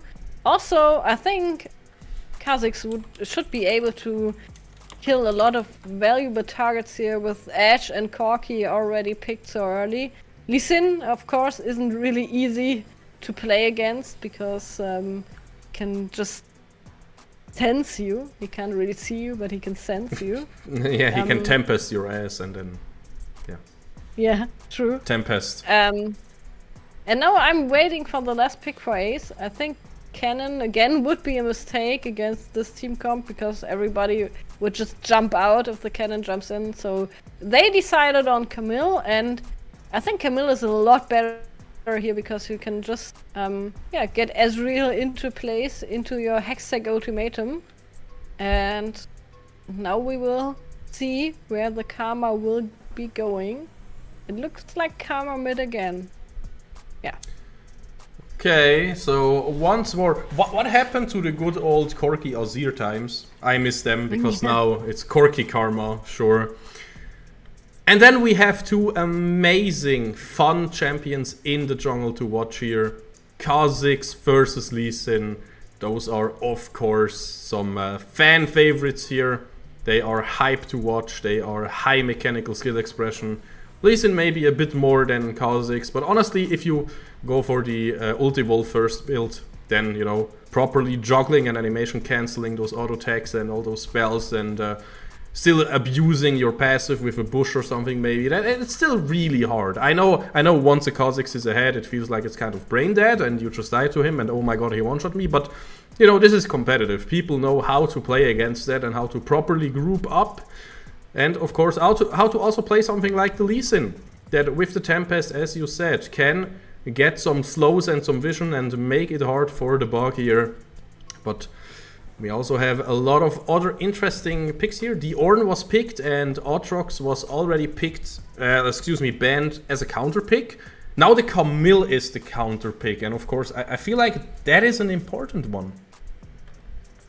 I do feel so as well, but there's one thing really bugging me about the Ace comp. They're full AD. I mean, yeah, Leona can deal some AP damage, but no. I'm not sure. They're Lee Sin, Emax, Tempest deals magic damage. True. I was so afraid I've overlooked something, but they're squishy and full AD. And on the other hand, we got two tanks that can just build up armor. And I don't really think this Ace comp is gonna work out as they wanted. Because the Karma will be really strong in just protecting the one who's in the Hextech ultimatum. They would just take a cleanse and basically counterplay Ash with it. We've got a nice hook champion, which were all banned in the last champ selection.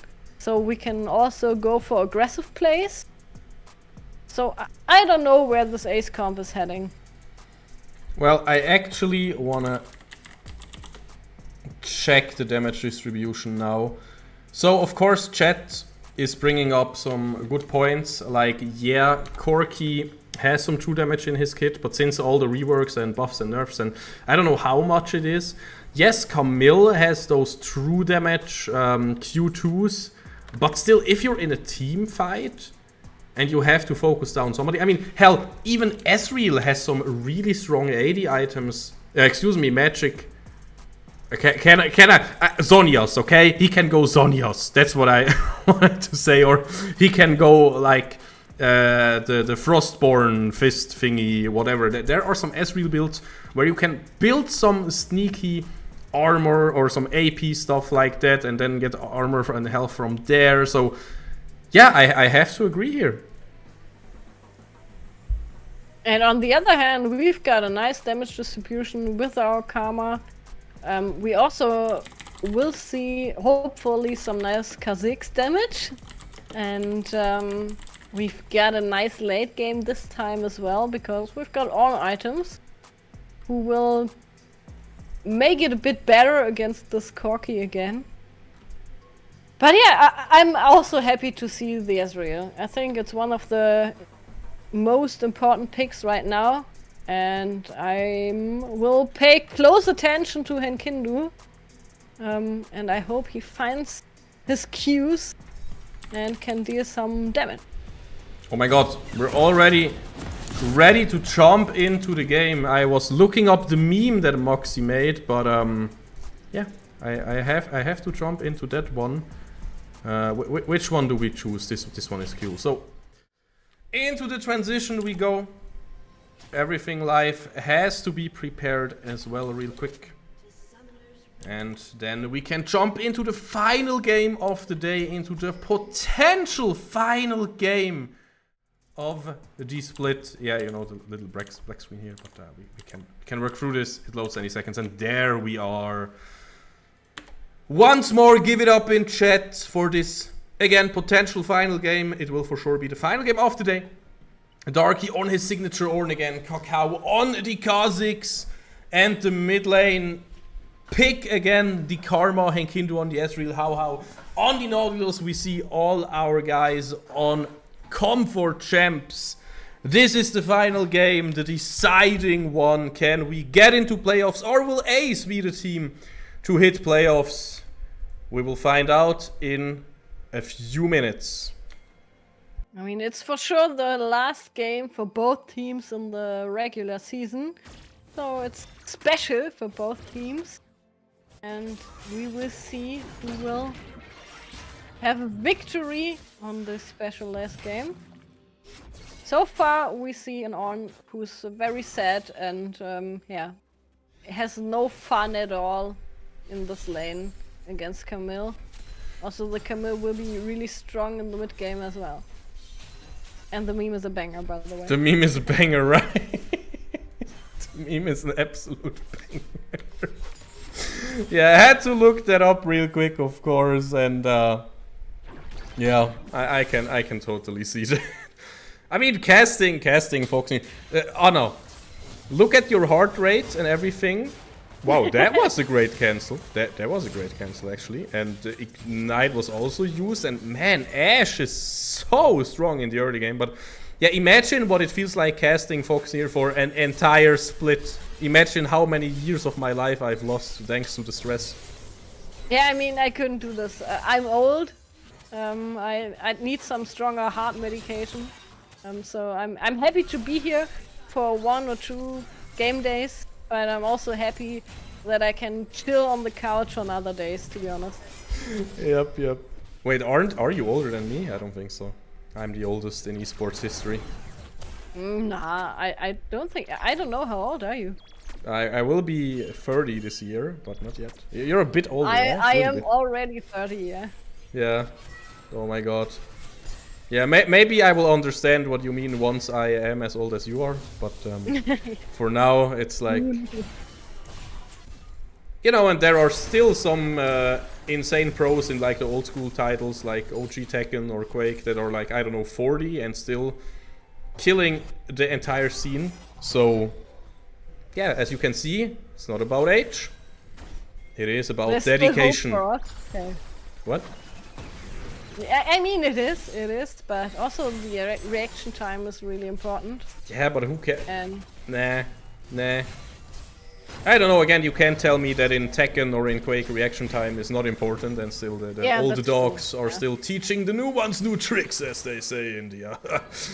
Yeah, you can see I'm kind of coping right now. I'm kind of trying to evade talking about the game because I don't want to see it. I don't want to see it. It's such a tough one.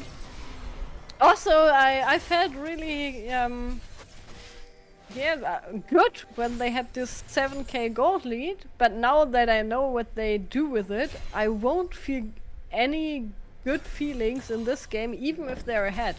I will still be tense, I will still be afraid of them just throwing it again. So yeah, this will be a tense game until the Nexus is finished. Well, to be fair, you did make a great argument about just everybody building some armor, and then a lot of the damage is not available anymore on the side of Ace. So I feel like just because of the AD AP distribution, Ace is on a timer. Because again, Kha'Zix, yeah, you can build him full assassin, but might as well put in 1 or 2 bruiser items. Might as well buy a guardian angel or something like that, and boom, you have some armor. And as I said, even the Ezreal or Inspire, they can build some defensive options. And then Inspire has a shield, and the better your resistances are, the more value you get out of the shield. So, yeah, I do think that Ace is on a timer. The only thing that I'm worried about, do you think the split push could be an option? Because Rain with the true damage on his kit, like maybe that is the angle where the armor doesn't matter? I don't think so, because if the armor matters, we can just roll over the other 4 of Ace, and Rain won't be able to take anything while his team is dead. So I don't think it's that valuable. Also, you can now choose which item the Ornn should upgrade, and if everything else fails, you should be able to upgrade your armor item as well. So maybe if this little bit of armor isn't enough for especially Henkindu or something, he can just upgrade it with Leon. So maybe that's the hidden strat that we have to go for, or we just win the game even earlier. But what we're not winning is this Drake, because the pressure of Ashe and Leona is too strong, and we will just give it up. Yep. Looks like... yeah, this is how it is for now. This Chemtech Dragon goes over to Ace. Oh, the mid lane. All flashing forward aggressively. The hook connects though. This is an important one. First blood is there. Bobby has to flash out. And How alone will not be able to do much against 3 opponents. And I'm worried, Banana. I'm worried. I know it's just first blood. I know it shouldn't really matter too much. But yeah, my poor heart. I can't. Yeah, Bambi kinda looks like he's grooved in now. He also doesn't have that much games with this team, or at least not official matches.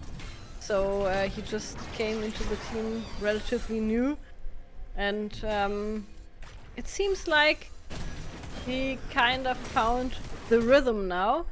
But I do like How being there for the grubs.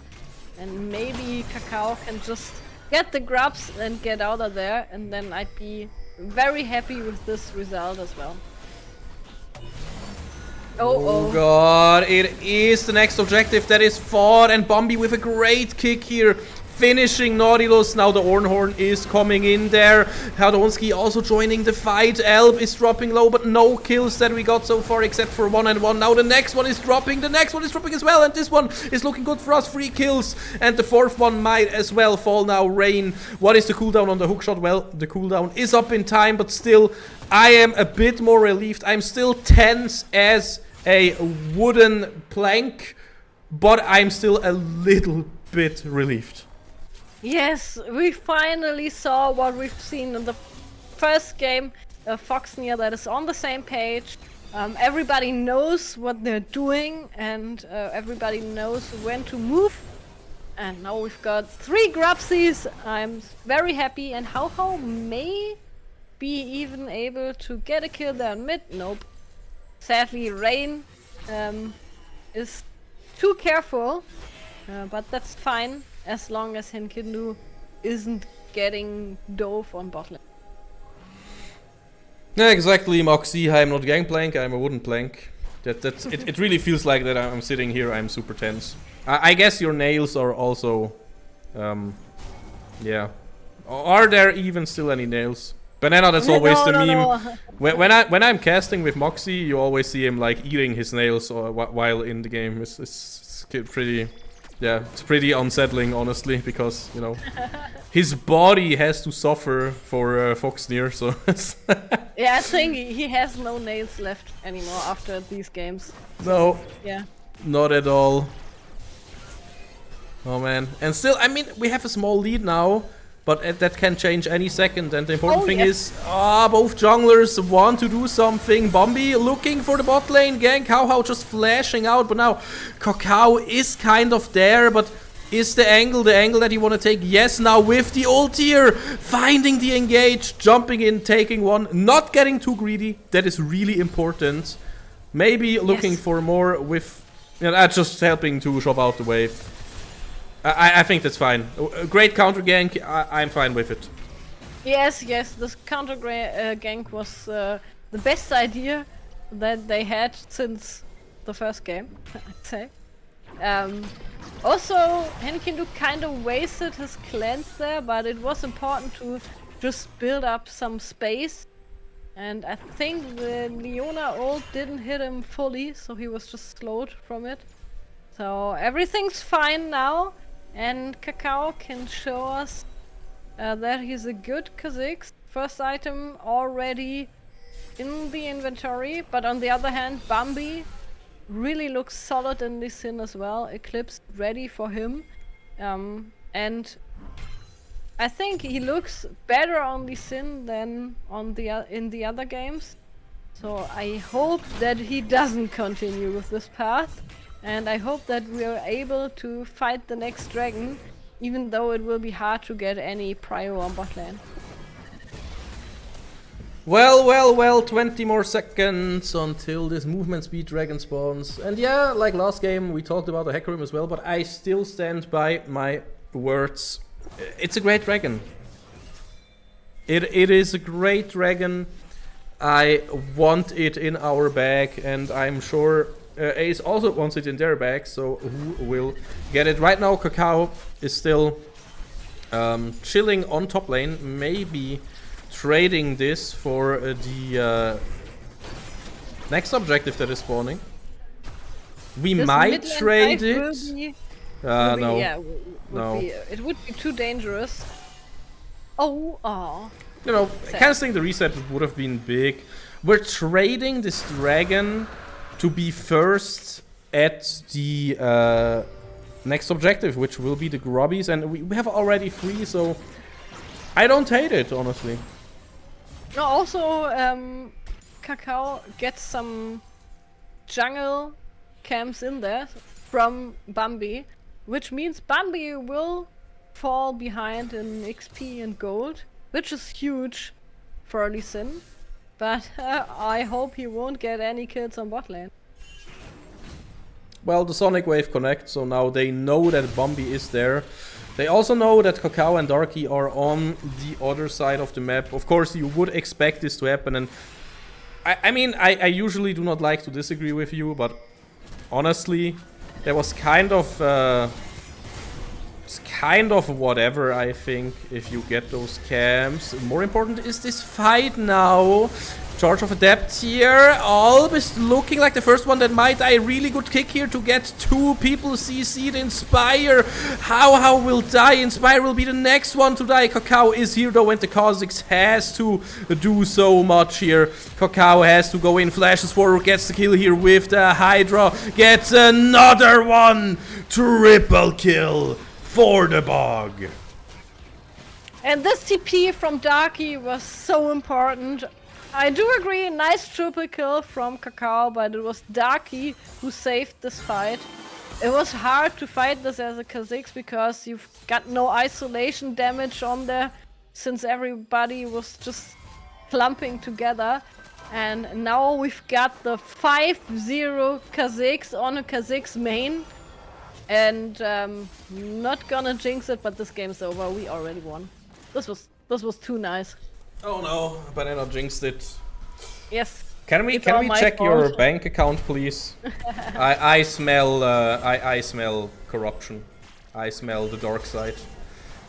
Inspire also smells the support here showing up and pressing the the E button that we talked about for so long Yeah, earlier. true. And he pressed E himself and then ran away. Again, every interesting ability is on E. I don't know why. Silence on Zoraka as well, so yes. And now we're just watching this Herald, and it could be an interesting fight. Yeah, it will be an interesting fight indeed. Bambi finding a great kick again. And those kicks, those Dragon's Rages are always kind of turning it around. But so is the Herald. He's also turning around. He has seen enough now. Is resetting. Bambi jumping forward with the lifeguard. This is a dance on knife's edge. Ah, the engage, will it be good enough? Leona dies here, Inspire still alive, but the hook shot makes it hard. Really well played here by Henkindu, finding everybody with this R button press here. Some chip damage, of course, is great, but it's not enough. And again, Foxnyr was too greedy. They knew Darky had no TP, and they still tried to full-on fight this. I would have understood if they tried to get more time for Darky on side lane. Darky already got a tower. But I think it would have been better if they were prepared to just turn around and run out. But they weren't. They were surprised by all this damage, and I think the kicks from Bambi are out of this world. Always hitting 2 or 3 or 4 targets. So yeah, this will still be very exciting. Also, Ace now has the Herald to get the mid tower, or to at least pressure the mid tower before doing Drake in 1 minute. And I think this Drake would be really important to get here, because we talked about stacking armor in this game, and getting a Mountain Drake would be a huge relief here and a huge help for Foxnyr. Arrow in the mid lane, engage found. How cannot even proc the tanky rune here. It will be enough to maybe tank a little bit, and we are finding the kills. We are finding everybody, only Elb. And yeah, Rain is jumping in there, will find the ADC. That is really good already. Elb will... Can he die, please? He will not die. Bombi and Rain in the front line. We are finally getting the kill here onto Kakao. Rain and Bombi, super mobile champions, will get away there. And I have to say, I'm super surprised how long How managed to stay alive in this team fight. But of course, I appreciate it. Yes, also, we are in the better position now for this Drake, surprisingly, because I thought this Herald will basically decide who will get this Drake. But it's still important to play this right, to not be greedy, and maybe kill Bambi before doing this Drake. It's still a Lee Sin, he can still steal this Drake. Lee Sin always has a big amount of damage with his Q, but he cannot deal any damage if he's dead, and that is exactly what happened here. How also dropping super low, Rain jumping in with the Hextech Ultimatum here. Kakao kind of stuck in the Hextech Ultimatum. He tries to get away with a good invisibility press here, but now the dragon is resetting for now. The meter, you saw it, it is still looking strong. Kakao is going back to base. He does not want to risk to die there with his big shot down. The Mountain Dragon will go to Ace, and Inspire will also die to Ace. And again, they knew they were there in lesser numbers, and again, they decided to fight it anyway. And I don't understand.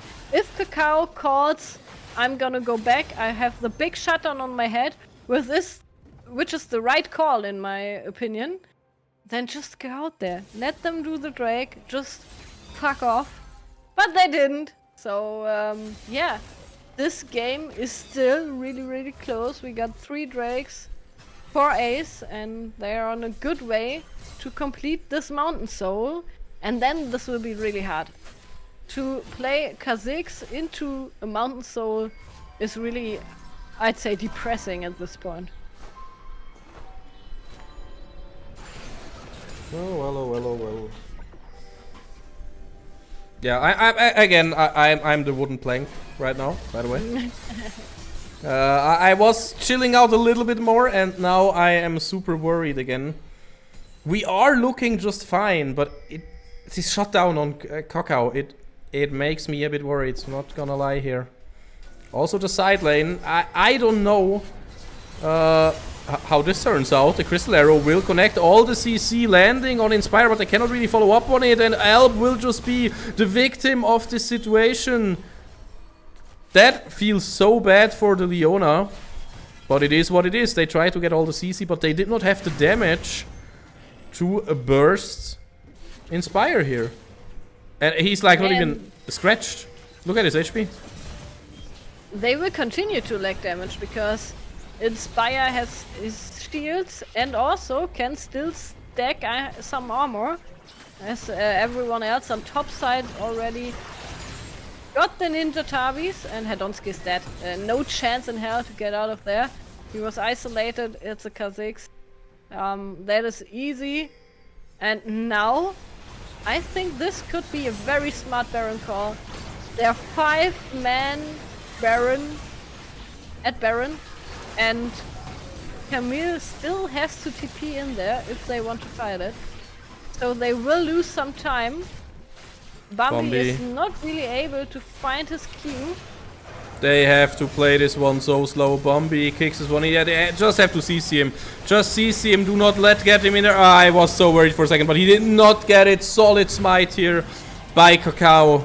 And this is at least a few, I don't know, sighs of relief, I guess. Yes.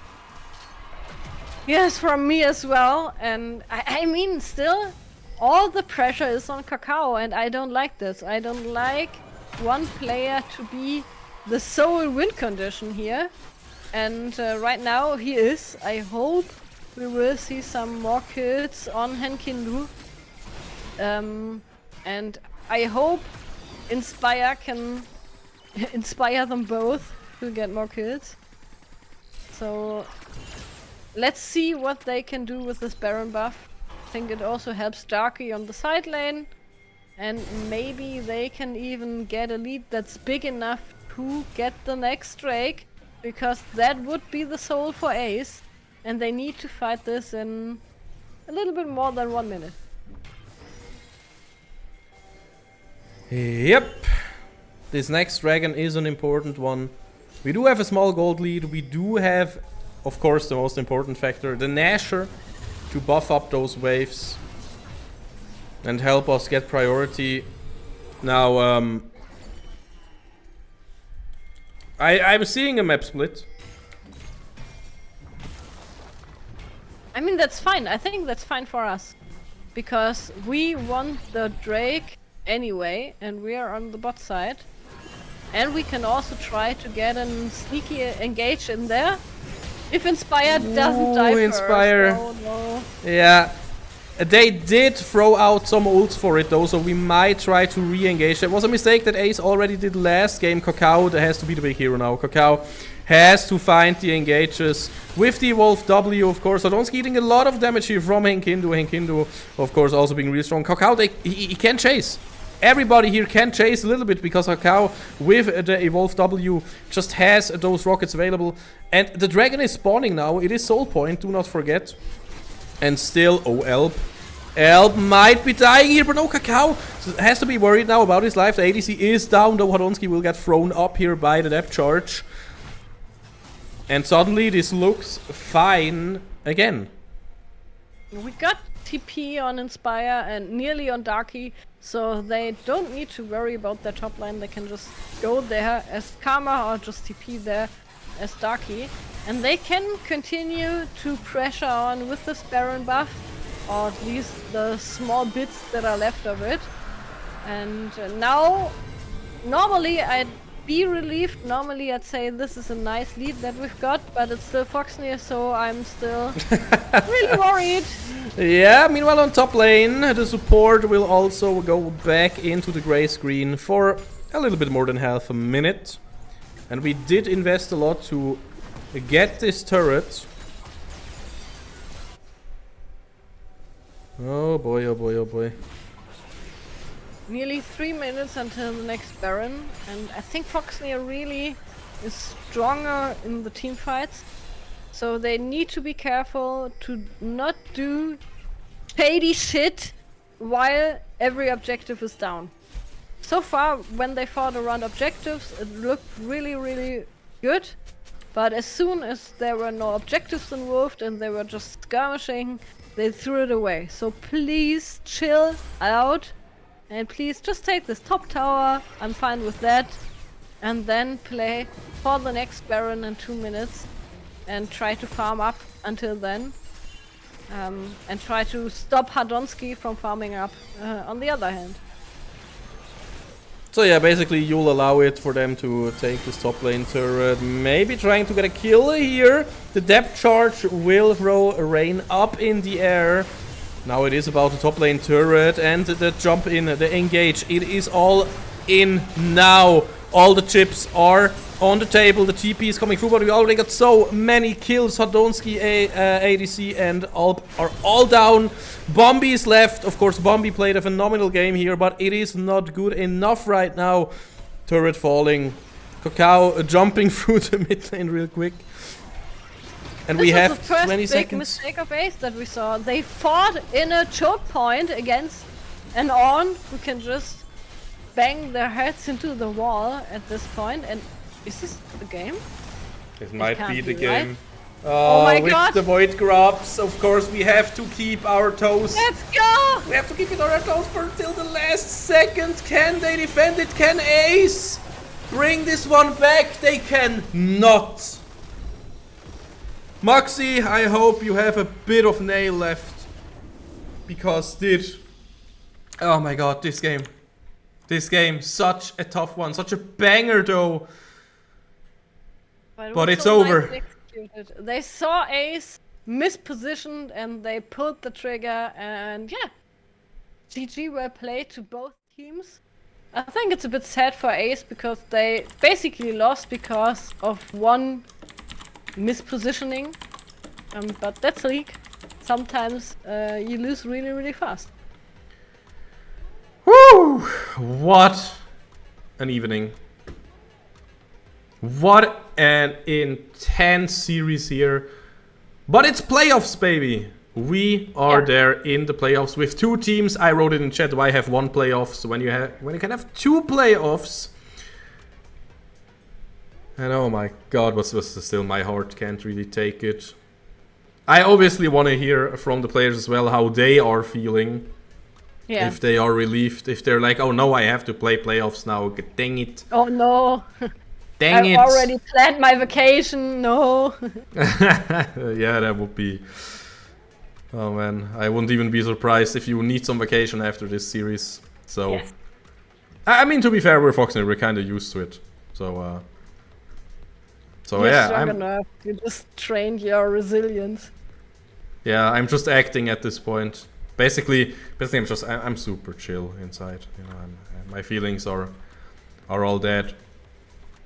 And you know what? I don't want to take another break. We will have Hinkindu in an interview, so I will literally just pull him up. And you know, I see BA to throw in like a 5-minute break. So Hinkindu, welcome to the winners interview. There we are. I'ma just put this stuff in on the fly. I hope he's here. Yeah. Hello. Hello. Hinkindu, first of all, I want you to pay for my heart failure and for the emergency. But other than that, congratulations to the win. And I kind of want to know as first question, how are you guys doing, by the way? Were you also like almost dying from stress, or were you super chill and confident for the entire thing? Oh, I think it was more chill than usual. I think it was fine. I think the atmosphere was pretty good. I mean, of course, after second game we were kinda, mad because the game was already won basically. Almost won basically. But I think the mood was good. It wasn't too stressful and was calm and collected. Banger.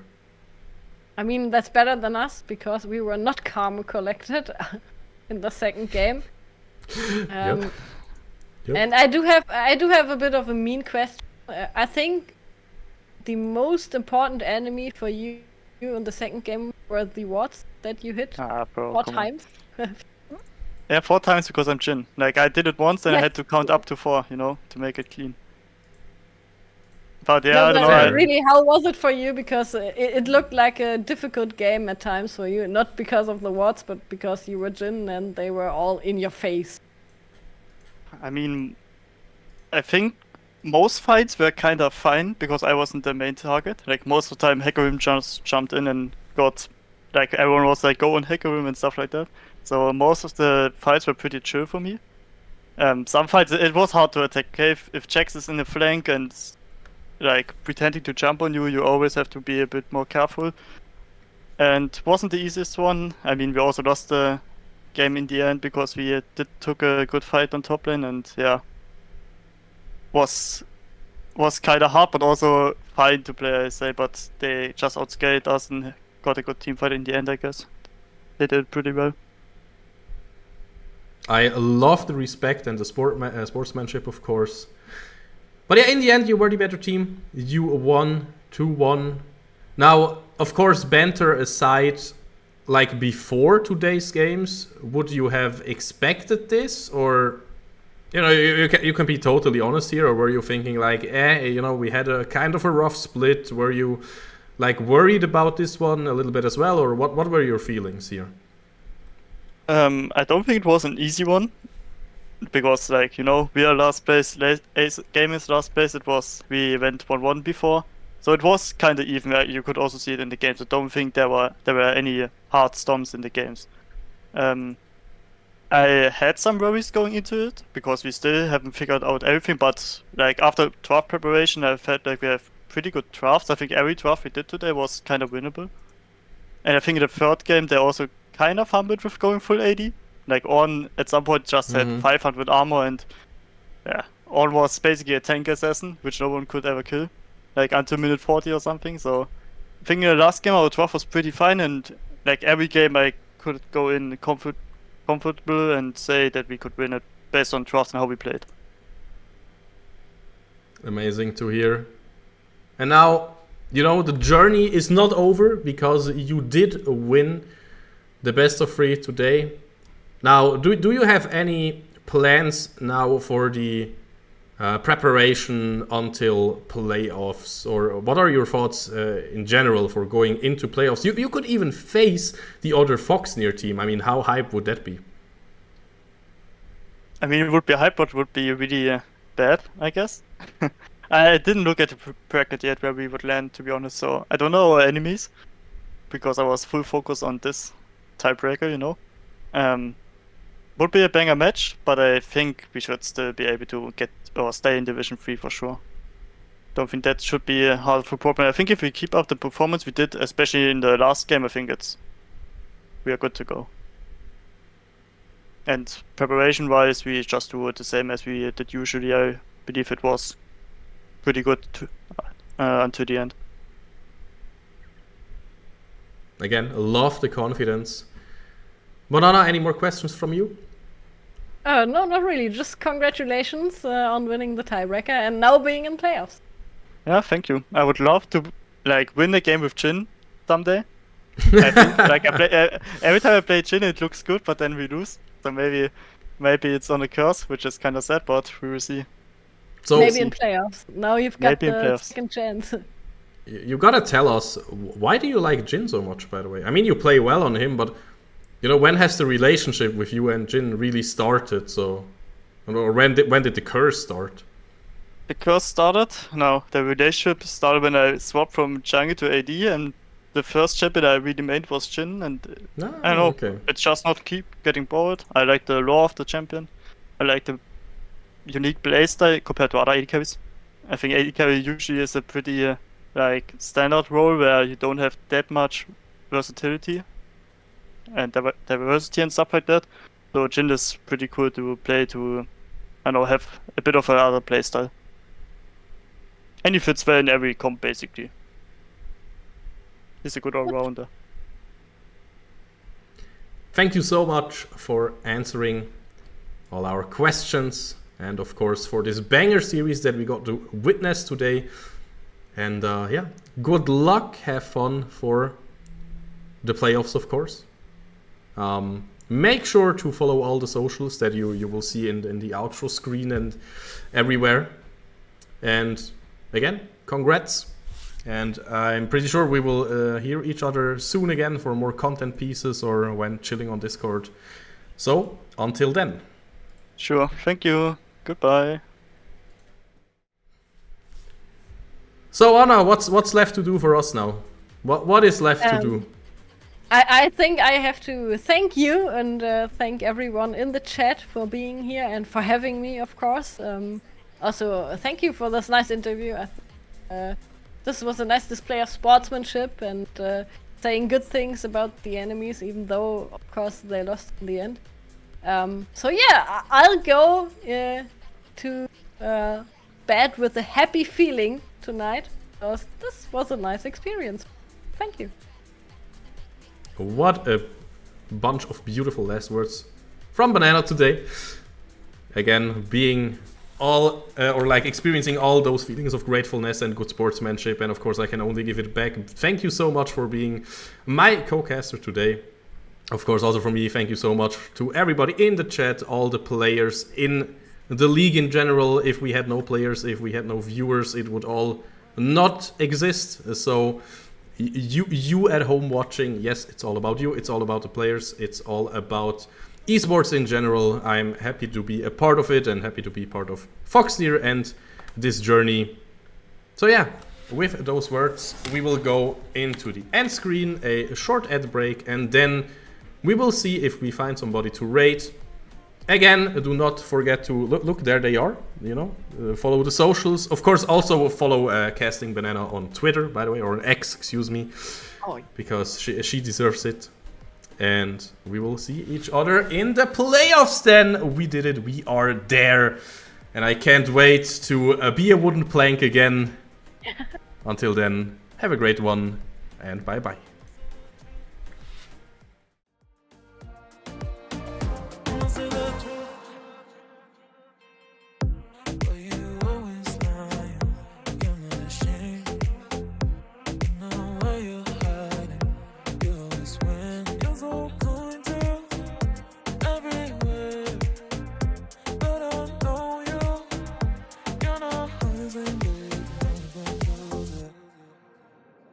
I say the truth, I say the truth. Now you wanna drown me, but I'm not up. I really know you, really know you. Now you wanna hide it, but I'm not up. I say the truth, I say the truth. Now you wanna drown me, but I'm not up. I really know you, really know you. Now you wanna hide it, but I'm not up. I say the truth. I say the truth. I say the truth. Say the truth. Say the truth. Say the truth. Now you wanna drown me, but I'm not up. I really know you, really know you. Now you wanna hide it, but I'm not up. And I say the truth. Say the truth. Now you wanna drown me, but I'm not up. I really know you, really know you. Now you wanna hide it, but I'm not up. And I say the truth. Say the truth. Say the truth. Say the truth. Say the truth. Say the truth. Now you wanna drown me, but I'm not up. I really know you, really know you. Now you wanna hide it, but I'm not up. Say the truth. Say the truth.